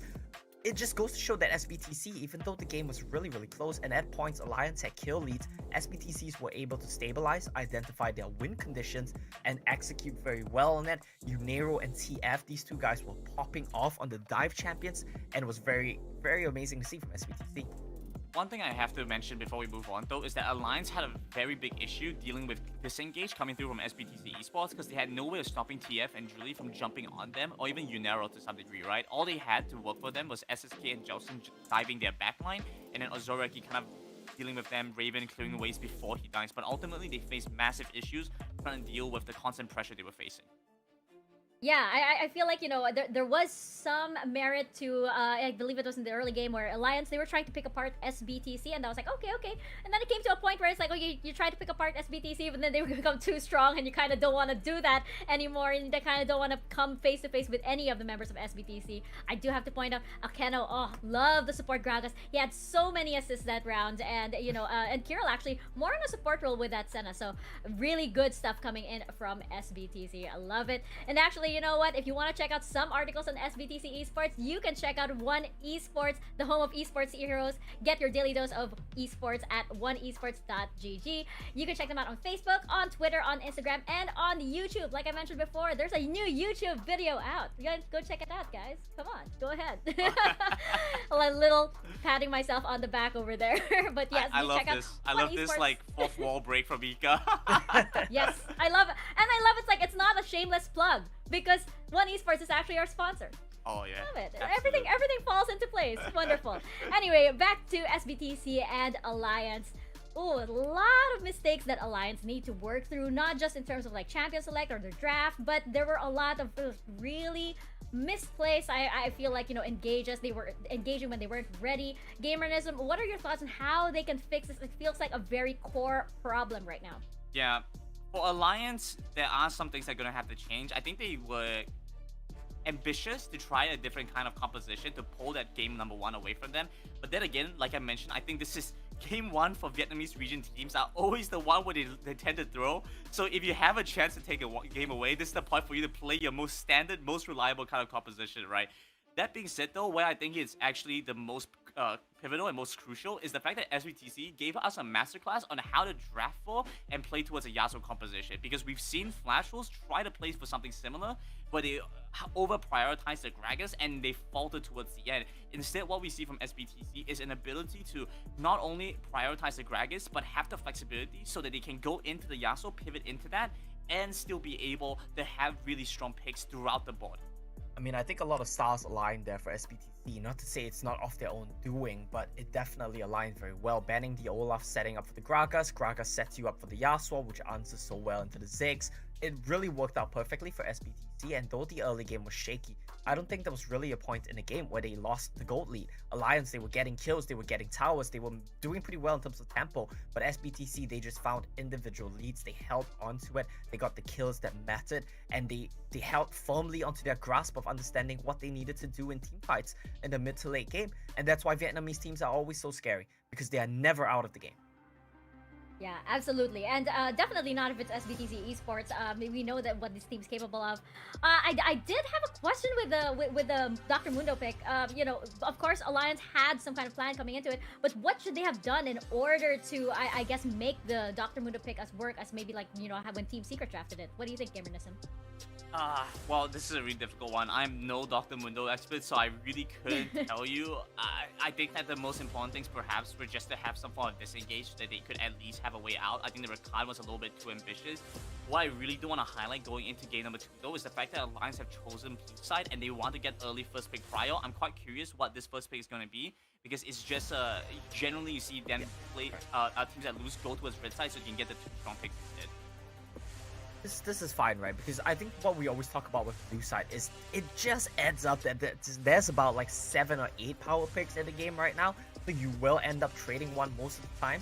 Renekton being banned away by SBTC means this Riven goes over here to SSK, and I do think we might be likely to see either a Varus or something like a Kai'Sa or Xayah come out here, looking like a very aggressive start to the draft for Alliance though. Yeah, it looks like they're gonna dive in there. But you know what? I feel like, you know, I'm a little scared here for Alliance because they did try to do that previously. Didn't exactly work out for them. I feel like SBTC Esports, they know how to counter this. What do you think, Gamer Nissim? Yeah, for sure. I mean, well, what we're seeing right now from Alliance is effectively their best form, right? This is the Alliance that we've seen play throughout the Singapore Region Icon series. You know, going into SSC, we also saw similar ideas where they also had a very powerful bottom side with the Rakan Xayah kind of combo. And Alliance right now, I like what they're trying to pick up. SBTC though, what they're saying is that they want to be able to mechanically outplay them and be able to out macro them by having the Galio matched with the Fiora. Yeah, that's exactly the kind of situation that SBTC want to be in. They want to be in a zone where they can play it out this way, mechanics max you, and something really spicy might be coming out here. Let's wait and see. I don't wanna say something and be proven wrong, but we might be seeing some role swaps come in. Let's just say the least. Okay, well, we could see the Ashe mid, and then they play to try and shut down the side lane. That we've seen that happen before with Team Flash, so it's not an entire leak, Omo. But oh no, it's spicier than that, if it's what I think it is. Alright, well, yeah, we'll see. Forward to that. SBTC Esports will wrap up with the Kai'Sa, though, a lot of late game scaling, and that's very good for this team. Yeah, I mean, SBTC, they love to take these kind of skill matchups. Fiora into Riven, that's exactly the kind of matchup that they want to take. I'm just super hyped. I'm waiting for the panel graph to come up on the screen. I want to see who's playing what champion, and I hope I'm proven right, because this is exactly the kind of thing that I love to see from Alliance in the Summer Cup, and I hope that they replicate it this time around. Yeah, I'm just so happy that we're seeing so much personality come out from each of these teams. It has just been, you know, so unpredictable in terms of the drafts and in terms of what kind of game we can expect from each of these matchups. And this is going to be game 2 for SBTC Esports and Alliance. Raven Twisted Fate. Let's go, boys. Raven's playing TF. Becky's playing bot Ashe. We are in for a ride, ladies and gentlemen. Alliance versus SBTC Esports. Casters, over to you guys. Yeah, we're absolutely sending it as we go into game number 2. Alliance has said, you know what, that game we shouldn't have lost. Jelson was a monster, the Mundo was untouchable until he wasn't. So TJ, they've run it back, they've said, you know what, Jelson, do what you do best. Carry, play the Kha'Zix, we've got so much CC, the world is your oyster. And not only that, but passing the Ashe to mid lane really raises some okay. Oh, okay, that's a flash burn very early on, as SSK says, why is everybody here in the mid lane? Oh, challenged here. This is really rough. This is going to be a very slow start for SSK. I don't know if that's going to manifest into anything, but Yanaro's going to have a significant early gold lead. So the Ashe flex to the mid lane raises a ton of interesting... You gotta let me talk here. You're not allowed to talk, TJ. You've been banned because these players have a point to prove. CWJ bullies at a member and says, Aquino, you need to take the long way back into this lane. Yes, will we get to talk? Maybe we will. Yeah, so it looks like we've stabilized. This Ashe is going to play down in the bot lane, even if it's being played by Azura Vaki. And that answers some questions. So this is a full CC composition. You're going to be looking for gold cards. Yes, gold cards and sometimes the gold medal. That's the first blood. And SBTC have grabbed it. Akino's like 1 HP and he's walking towards Ozraveki and I'm terrified I'm never going to get the chance to speak. This is all about the stuns. I'm going to say this really quickly. Alliance are all about the stuns right now. They're relying on the Enchanted Crystal Arrows from Ozraveki as well as the gold cards coming out from Raven. And if they can combine those, they have a chain of CC that can be followed up upon by CWJ on the Gragas, which means that all the damage kind of needs to come from Jelson and SSK. They need to be the front line and they need to be able to pick off key targets. Beautiful speed run there. Couldn't have said it better myself. As the fight does now continue, perfectly timed as TF is the focus. Oh, but look at CWJ! Evaporated! Gone in a heartbeat. Blink and you miss it. And the four-man strength squad here of SBTC are out for blood, hunting in the night to get that second. But it's not before Ozraveki answers back with a kill of his own, and Julie with the clutch barriers enough to survive. You're kidding and me! also TF on the Vi, literally 1 HP to their name. They have 2 HP combined, and it's enough for SBTC to walk away with a big win in the bottom lane. And CWJ is going to press this advantage, I swear. No, okay, they're going to reset, thank God. So this is all about right now SBTC trying to just put this composition in the dirt before the CC chain comes online. Because for these first couple of levels, you don't have the Enchanted Crystal Arrow. You can already see the beginnings of this composition being really scary, as the gold cards are quite often chaining with CWJ's Gragas. And that's just a month of stun if you get hit by it. Imagine how deadly it's going to be once the Enchanted Crystal Arrow is here. But So it's close. not yet, which is why SBTC pressed that early fight down bottom. But it isn't without Alliance answering back, saying we might not have the ultimates, but we're still keen to brawl. We're keen to take these trades wherever we can find them. We don't want to allow SBTC that free run into that 5-minute mark. Well, it's through the two that are online, right? Like I just said, you're looking at Raven and CWJ as the sources of stun that are already online, and they're playing through that. Topside is where they are right now, as they are hunting out to see what's available. They are going to spot that their red buff is there for the taking. TF is in the area, and he's pathing towards it. But it looks like the ultimate prize here. Put some pressure onto Yaniro, get the timing down, Pat. 30 seconds for the Drake, 30 seconds for the Herald, and another game's going to take place. Of course it will. Aquino! Oh, this time he falls on down. 1 HP is not the clutch number anymore. It is an answer back. And Julie gets the kill. Support for mid. SBTC take that any day of the week. And this is the kind of flip side for SBTC. They have a ton of mid and late game power in the Kai'Sa, in the Ziggs. They do so much burst damage, and Alliance are running a very lightweight composition. They do not have a ton of HP or tank. So all SBTC want to do is get their big burst damage online and start one-shotting members of Alliance. And if they can do that before Jelson is picking them off and assassinating them, before the stun chains are just killing their own squishy characters, then they'll win this game. If we get into late game with both these comps online, it'll rely entirely on the duel between CWJ and Akino as the two big tank members, as the two denial members who can keep their team alive. Here's the Drake. They're going to be the bodyguards in this game, saying, you shall not pass. No reference to anything that I know of, obviously. We're not going to discuss that one. We're going to be focusing For on the legal game reasons, here. not a reference. Just a set of words. Absolutely nothing was said here as SBTC say, first Drake, that's us. You're not going to contest it. Why would you? Go for the Herald, get some power elsewhere on the map, and play for the lane states. Find those item spikes to hit these CC chains. Out goes the Repose, cancel at the gold card. The focus now is on towards the Ziggs, flashing away, flashing into the Kha'Zix, a freebie for him. He does take out Twisted Fate in the process. It's a 1-for-1 so far, but CWJ has gone already, and now Jelson is getting resets, bunny hopping all over the show, taking down names, getting fed, and getting in the best place possible as the Kha'Zix. And that fight might be a win for Alliance, because this is the Jelson show. This entire game is predicated on the assumption that Jelson can win it. So Jelson gets a Rift Herald, that's going to be gold in his pocket. He gets 2 kills, that is gold in his pocket. And I struggle to see that as a win for SBTC, even though they trade well in that team fight. The fact that Jelson gets bigger should be very worrying, because everyone else is just kind of here to apply stuns. It's in a way Jelson and his 4 supports. There's a valid point also brought up on the desk as to where this Ashe could have gone. We have already seen, played by Team Flash in the plains, and Ashe planted in the mid lane. It was designed to just shoot out arrows on cooldown, on repeat, elsewhere across the map, stop the split push, and deter the fight, and that worked out phenomenally. Same principle here, a lot of CC, and the ability then for the Twist of Fate to rock up to the party as well. Now the pressure is going towards Fiora. Love to see it. Herald is summoned, instantly destroys the first turret that Alliance will find. Look at that use of Destiny from Raven. Explosive cast, two-man taunt as well, a lot of CC, but little follow-up just yet. Julian in Jelson. trouble, he's locked inside the river on his own. Satchel charge to run away. TF the focus now, as they've already collapsed onto one. Another one-for-one trade, they're always trading. That's the most important part to keep tabs on, as 6 minutes in, the gold lead is still very small. And Jelson gets more gold, not only from the first turret that he just broke in the top side, but also from the kill onto Kiral. So Alliance, despite being at a gold deficit here, are kind of winning. Because this is their composition, feeding money into Jelson before this game even really begins for them.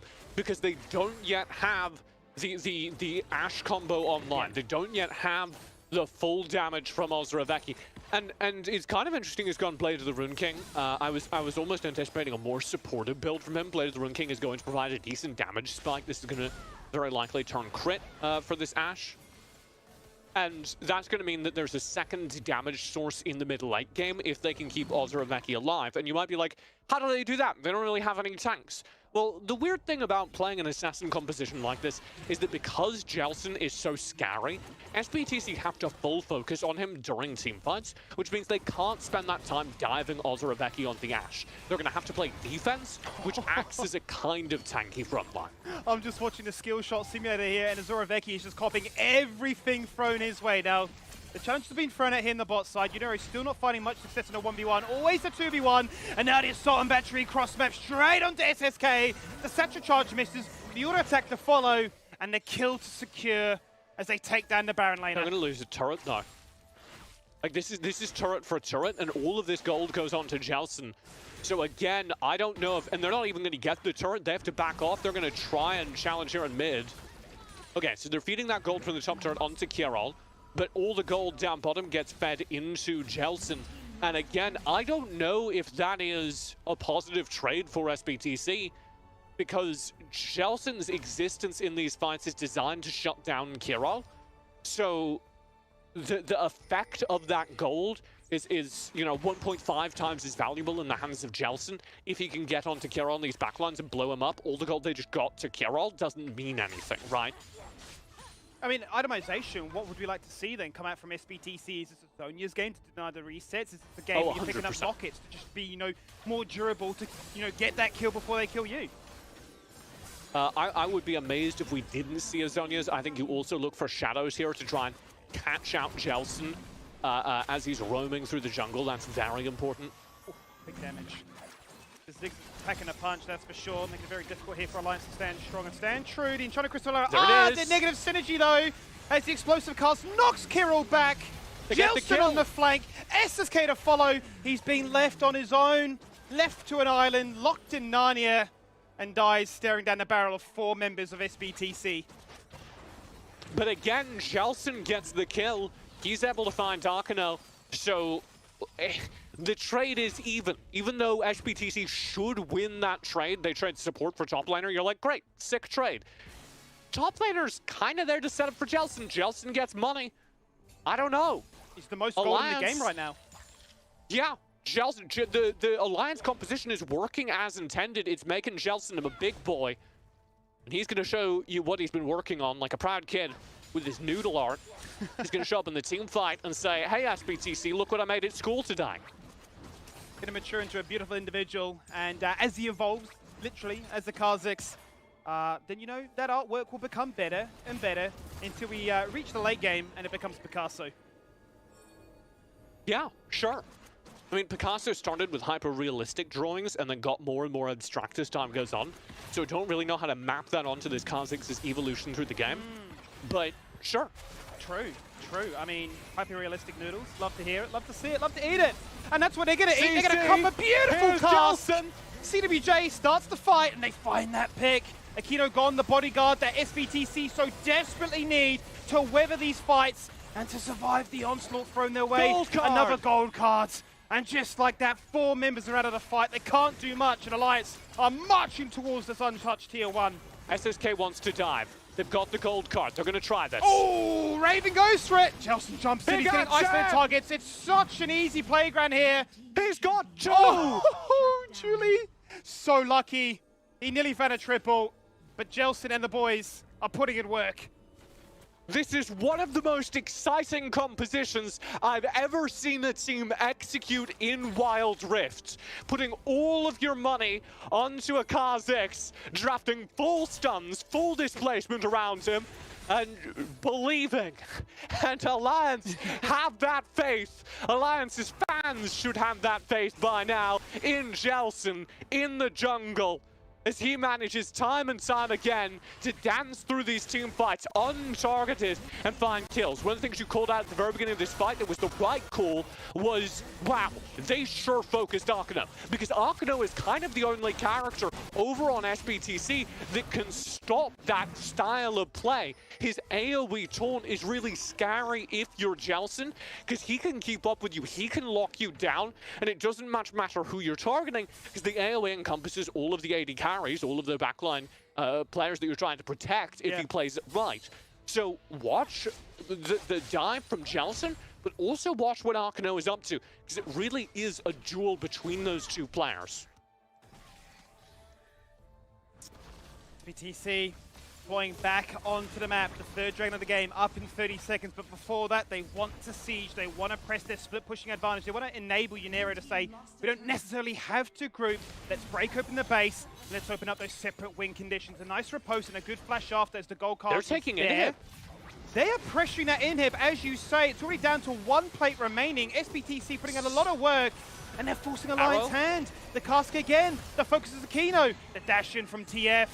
But it's not enough. They haven't found that kill. They haven't crippled their health bars enough. The Dragon at distant afterfall. TF is inting. He's jumped in and gone for the play. Oh no, Akino's crashed on down, but he's already a dead corpse on the floor. They're getting baited by this inhibitor. It's too juicy of a target. And they're not done yet. They've called in the cavalry, and Unero is here. Okay, I think you're absolutely right. He wasn't sitting there. TF trying to make a very aggressive play, force that inhibitor turret down. You understand the risk he's taking there, because if they do get that inhibitor, that's a massive gain for SBTC.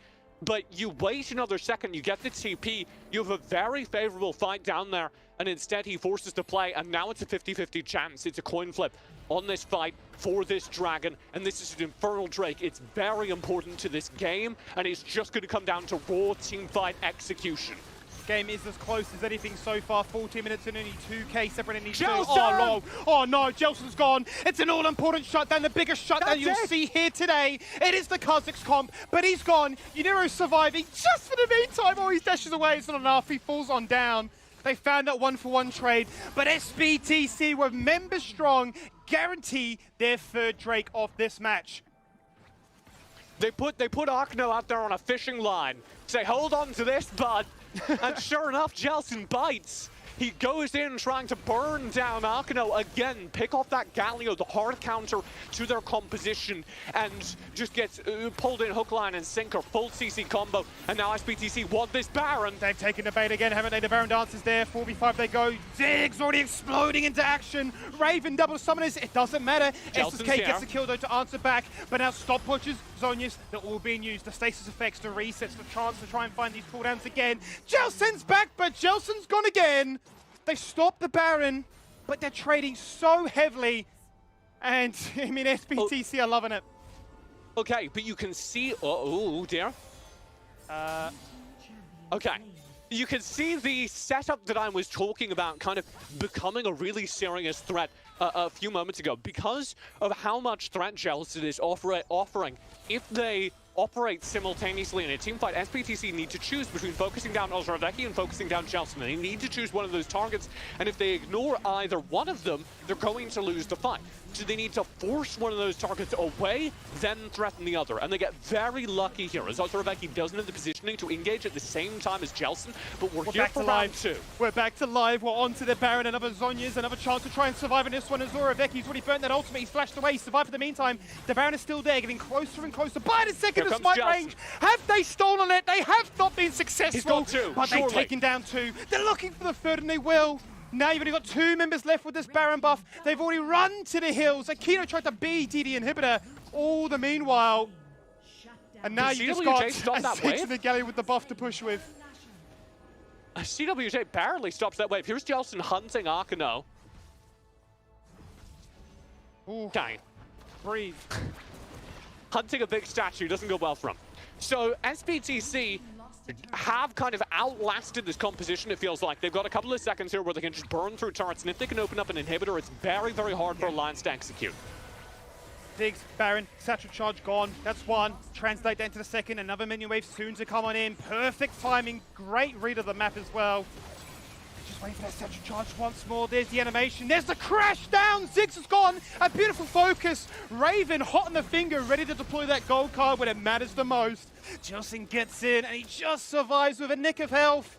And they've held on strong for the meantime. That top inhibitor has been taunting SBTC for what feels like an eternity.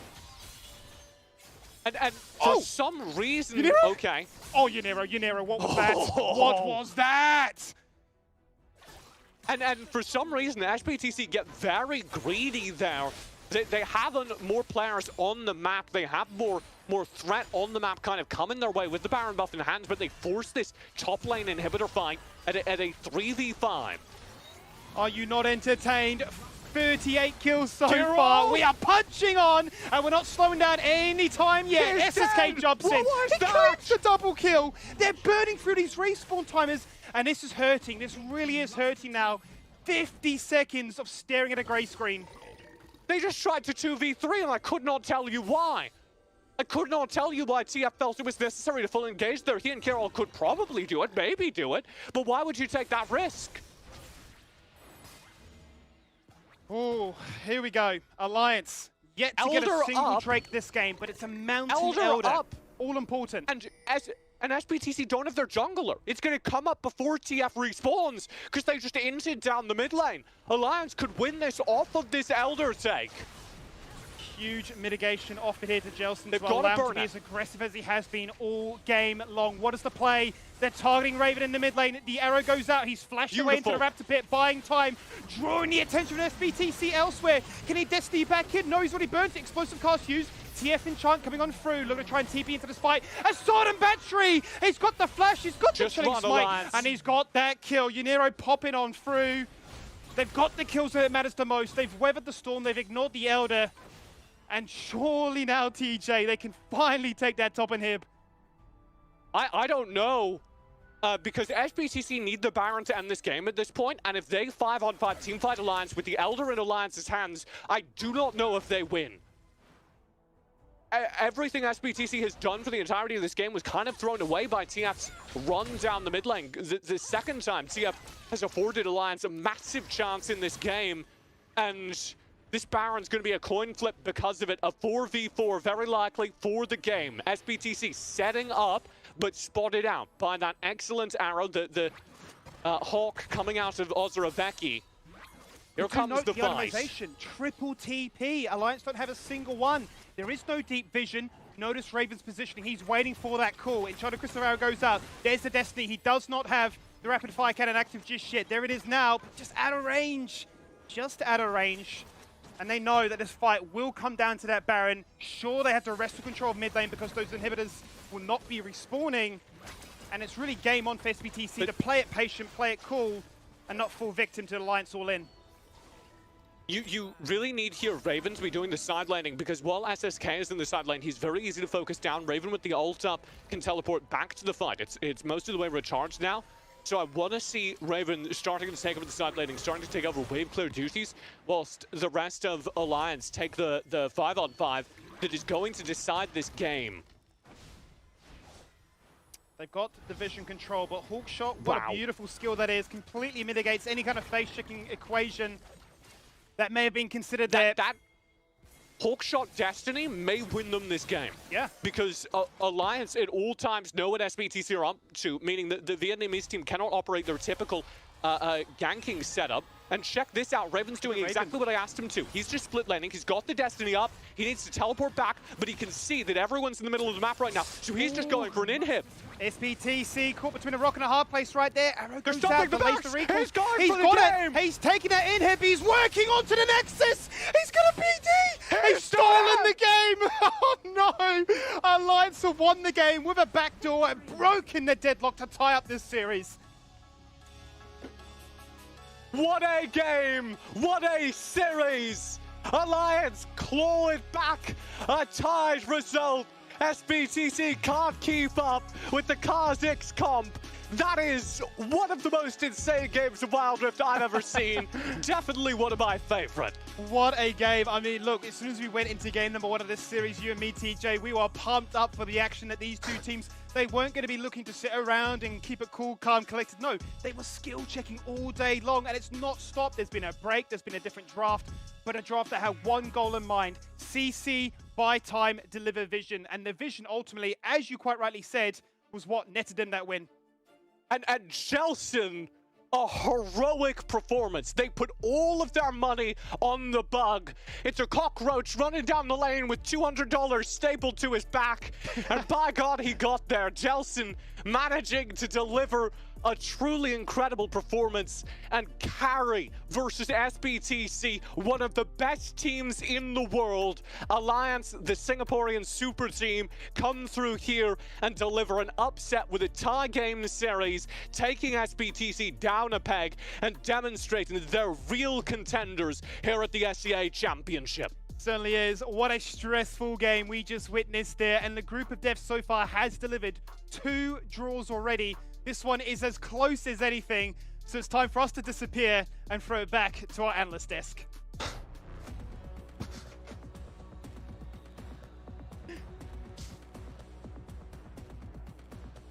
Let's Aw, go! don't disappear, guys. Let's Don't disappear go! entirely. Although I think TJ did. TJ, I hope you're all right there. But even more so, these two guys, Gamernism and Omo over here. I just heard you guys scream. Let's and then go! we had to jump Let's in here go! on the path. Let's go! I'm gonna give it to you guys. Please unload your feelings. We'll start with you, Omo. What can I say? Alliance is just the best team in the world, or what? Like, what do you want me to say? Who was the guy that voted for SBTC? Who What was I voted wrong? for SBTC did take a game. Oh, It was a right. tie, Well, so technically we're both right. we're both right. All 3 of us are right. There on are no this losers here today. Absolutely correct there, but oh my goodness, we had Skimmy even off his chair. That's how insane this game was. Vision and split push, I guess that's all you need. That's all you need. Look, honestly, I don't think we really talked about how in-depth the game plan from Alliance was this game. And I think what our casters pointed out was absolutely true and correct. Hawkshot and Destiny Gate are gonna win you the game. But what I think Alliance is a tier above most other teams. I would say like the teams that are really good at macro, like Flash Rolls and whatever, might be able to deal with this. But I think what sets Alliance apart is their knowledge of how to use waves, which is something that, I mean, I've known these players for a really long time, and I know this is something Shinsekai and Raven are really good at, and Veki as well as a veteran. They really understand how to use waves. And I think we have a replay queued up that we will go into later, where we will look into the last like 2 minutes of the game, and I want to show you guys how Alliance set up the wave states that was absolutely brilliant, and how that gave them the win. I think after the game, Shinsekai DM'd me straight away, and he said, I bet you all didn't see that coming, right? You know we planned that? He said, you know we planned that 2 minutes ago before the game ended? So it's just, yeah, like it really sets them up tier above. Yeah, you might get our team fought by SBTC sometimes, but the objective is not to kill. Remember that. It all started with this flip around. Mid lane goes to bot side goes to mid lane. All this was set up with intention in mind from minute 0, from the second the game started.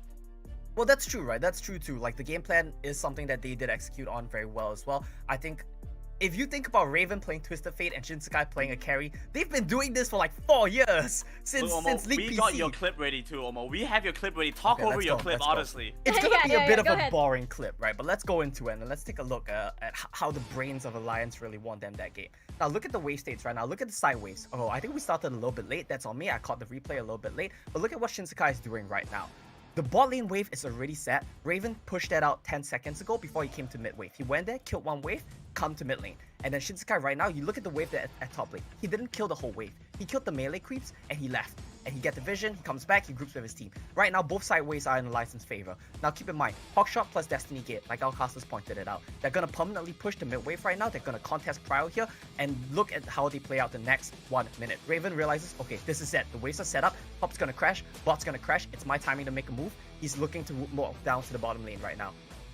Even Enchanted Crystal Arrow is like a secondary Hawkshot. True, When that's yeah. up off a cooldown, No. it kind of gives you The some most advantage OP as thing well. about Gragas and Ashe in this team comp is their long-range CC spells. So it stops Exactly, TP, so- it stops so spaces. free. And Raven immediately identifies, okay, I'm going bot right now, they show one top, we're gonna end the game right here. And this is the call. And this is basically how they start the end of the game. Right now, SBTC, they realize they're in trouble. They said, okay, we need to force a fight right now. TF is calling, I need to go in. I say TF, but it's Vi, right? Vi is calling, I need to go in. He needs to find a Southern battery. And Raven's calling right now, we need to end the game. And look at how Alliance play out the next 10 seconds. They just chase them down. It doesn't matter if we die. The call is right now, it doesn't matter if we die. We just need to stall them so we can end the game. And this was 1.5 minutes in the making. An upset 1.5 minutes in the making coming true from Alliance. Really amazing stuff. I'm so impressed with that. Yeah, they definitely impressed everybody. I mean, TJ, I hope you're all right. They made TJ, disappear and everything, and Skimmy as well. Totally lost it. And I think, this is the true power of Alliance over here that we finally actually get to see. Yes, the first game was a little bit rocky, but here, we actually thought, like, starting the game, I was like, okay, what could they possibly be up to? And it actually all came together towards the late game. And when they actually had that opportune moment, they were waiting for a moment like that. They were waiting for a setup like that, Omo. And when it played perfectly, oh my gosh, they just took that shot. It was so good. I have to commend Jelson, though, on the Kha'Zix. TJ's absolutely right. That cockroach running towards you is the most frightening thing, and I think it's also frightening if it's frightening in any case, by the way, I should say. It's also frightening if somebody like Jelson is behind it. So I do have to say, I'm a believer. I'm a believer now. It's I do amazing. think that SBTC, I feel like, they also underestimated Alliance quite a bit coming into this. There were some moments wherein you didn't feel them as aggressive as they normally would, Well- and I feel like it was just because they were probably hanging back. I would say they're a bit too aggressive, right? And that's something that you would expect from Vietnamese teams. This is half the cost from what we've seen from these teams. Saigon Phantom, Team Flash, Divine Esports, SBTC. What are they really, really good at? Fighting. But what are they not good at? Not fighting. They love to fight. They're really good at fighting. And that's how they won game 1. They out-team fought Alliance. But when it came down to the slow macro game, Alliance managed to, slow things down a little bit and managed to pull out a win. And I think that was a huge upset. Because to me, personally, I was pegging SBTC as the best team in this group. I was thinking Vietnam #1 seed is going to come out as the #1 seed from Group B. And splitting a series 1-1 with them, that's really huge. Omo, that's exactly what I wanted to get onto next, because this is the toughest matchup that I think Alliance will have to face off today. The next matchup is against GigFam, which we have, we're gonna get into that later, but this is their toughest match for today. On day 4, they have another tough matchup against Evos, and in fact, the rest of Bracket B in general. But the fact that they get the first tie up against Huge. SBTC is Yep. so important to make sure that they have a chance to get into groups, or into Yeah, playoffs get out of rather. groups, yeah. Yeah, get out of groups. Yeah, absolutely. It's looking also good for Alliance right now. And let's actually check out our MVP of that series. Again, this is a surprise for me. I actually don't know who it's going to be. But it is going to be Raven over here from Alliance. I do think, oh my god, this guy was so good. How I missed honestly seeing think, like, this. How I've missed seeing Raven's handsome face there with the words MVP next to it. I've missed this. I love seeing this. Yeah, if casting doesn't work out, you're gonna draft Raven to start your Calvin Klein modeling career, My right? casting couch. Yeah. Let's leave it at that. he looks like he should be in a K-pop group, He's very, very good looking indeed. And I love how we're just talking about that and totally forgot that, oh my gosh, he's His MVP. gameplay He wasn't did some very good amazing looking. plays. He picked a lot of red cards. We- he picked like 6 red cards. That's right, and but of course, Raven, his impact in that series was amazing. Eventually leading to Alliance's win. We can expect more from him, of course, but right now we are going to head into our interview with SBTC Esports. We can actually find out how they found that draft from Alliance. Let's bring on, I believe we have Akeno over here from SBTC. Akeno, congratulations to you guys. You still managed to get that 1 point and win the first game. And thank you for taking time to chat with us. Yes, you. He pointed to himself. Yes, you. We have to ask that game 2 against Alliance. How did you find that? And what were your thoughts as you guys were playing through that? It was a very confusing draft, I'm sure, for you guys. Cảm giác của bạn như thế nào ở trong cái trận thi đấu thứ hai vừa qua trước Alliance với một cái đội hình cũng khá là khác biệt của họ? Em cảm thấy khá tệ à. Tụi em kiểu chắc trận đầu nên là còn hơi tâm lý một xíu, nên là không biết nhận sao cho khỏe thôi. I feel a little bit upset, and after the first match, we still couldn't really like optimize our mental state that much in coming into the second game. Oh, it's gonna be a challenge for the long haul, of course, because like, you know, these guys, they need to reset after every series. Omo, what about you? Do you have a question for Keno? Yeah, I do have a question. I personally thought that you guys were the strongest team coming to Group B. I expected you guys to get out in first seed, but I kind of want to ask you guys, how do you feel about the rest of the teams compared to you? Bạn caster này thì cho rằng là SPDC là một trong những đội tuyển mạnh nhất của nhóm B này của mình. Thì khi còn đối với cá nhân của Akeno thì cảm thấy sức mạnh của những đội khác ra sao và sức mạnh của các thành viên khác so với bản thân mình như thế nào?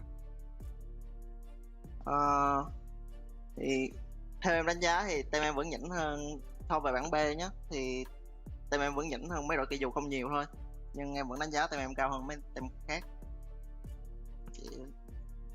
Hay vậy. In my opinion, I still think that our team is a little bit stronger than other teams in this group. Awesome, I think so too. Oh yeah, for sure. Same here. Gamerson, what about you? Yeah, I just wanted to hear, picking back off of what Omo said, how important taking first or second seed is for you going out of group stage, playing against the first couple of seeds from Group A. Cái việc mà mình sẽ có thể kết thúc cái vòng bảng này ở cái vị trí thứ nhất hoặc là thứ hai thì nó sẽ quan trọng như thế nào đối với team của mình ạ?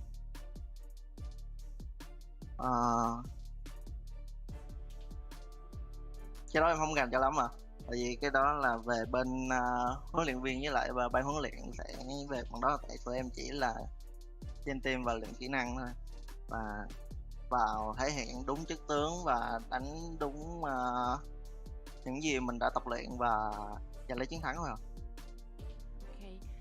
So we don't really have to pay more attention about like if we can make it out of this group stage with the first or second positions. We just need to focus more on the mechanical and on to improve our strategies and to optimize the champions that we select. And the other things, we have the coach that's gonna take care of that.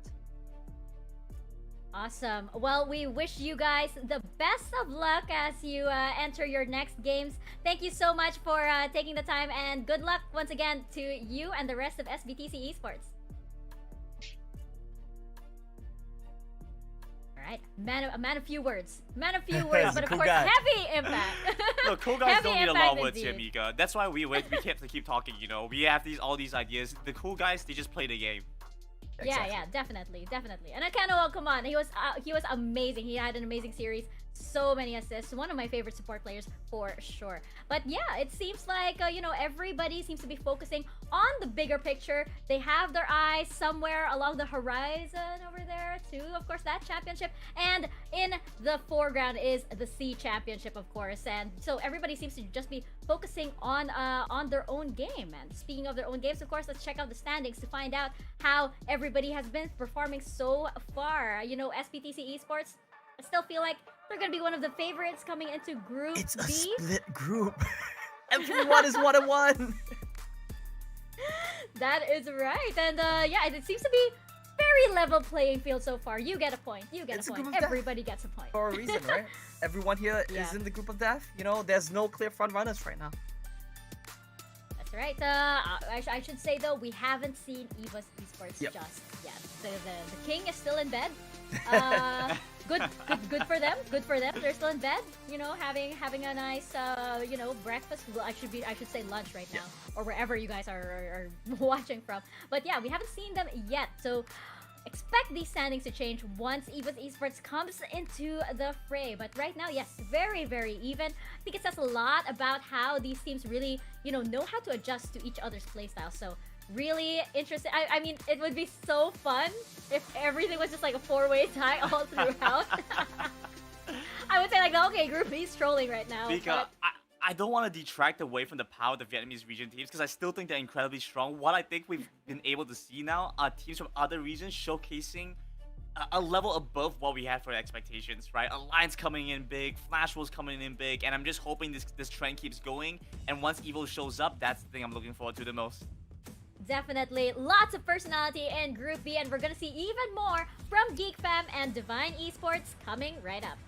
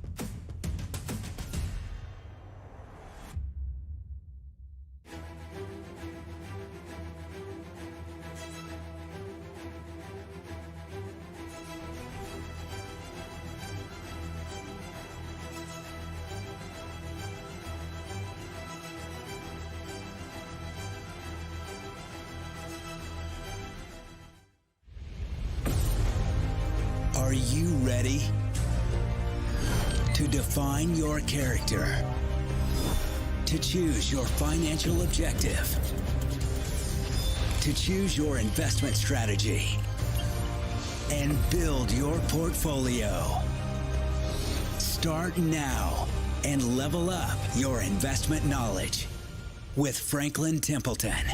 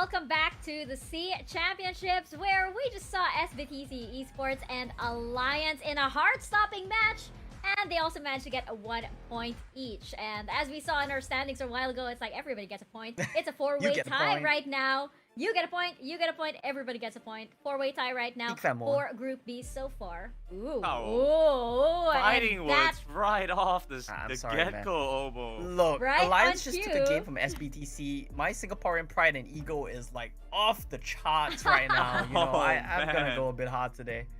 Your chat is about to hit you up, Obo. You're living Hey, what's new, rent-free in man? their heads.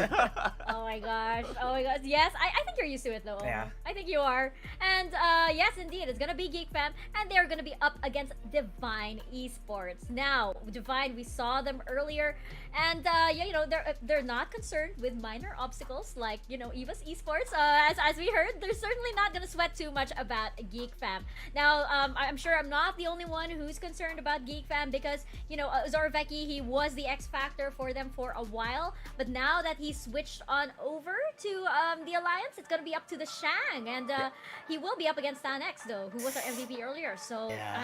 how do you think this match is gonna go down? That's not Look, not really look, gonna be a I'm- fun one for I me. think I need to steal this away from Omo before Go he like ahead. shuts them down before they even get into game. I think Geek Fan coming into this, the Shang has had some good moments overall. Yep. Haki has been a decent addition to the team. He's not the same level as Zorveki, unfortunately. I think just being real, but he has been showing a lot of growth. You look at the start of the Icon series to the end where they managed to take the overall series 4-3. It really shows the massive amount of growth that this team has been making. Yeah, Omo. True, I Look, mean- take it away if you want to go for it. I mean, I do agree with that. If we want to look for some silver linings, the Shank is definitely the silver lining for the side of Geek Fan. But if you look across the pond, if you look over at Divine Esports, we've seen these guys in action here today. We saw what they did against Flash Wolves in Game 2. That was it was a little bit brutal. It's not very PG, I feel. And if they did that against Flash Wolves, what can Geek Fan really do up against that?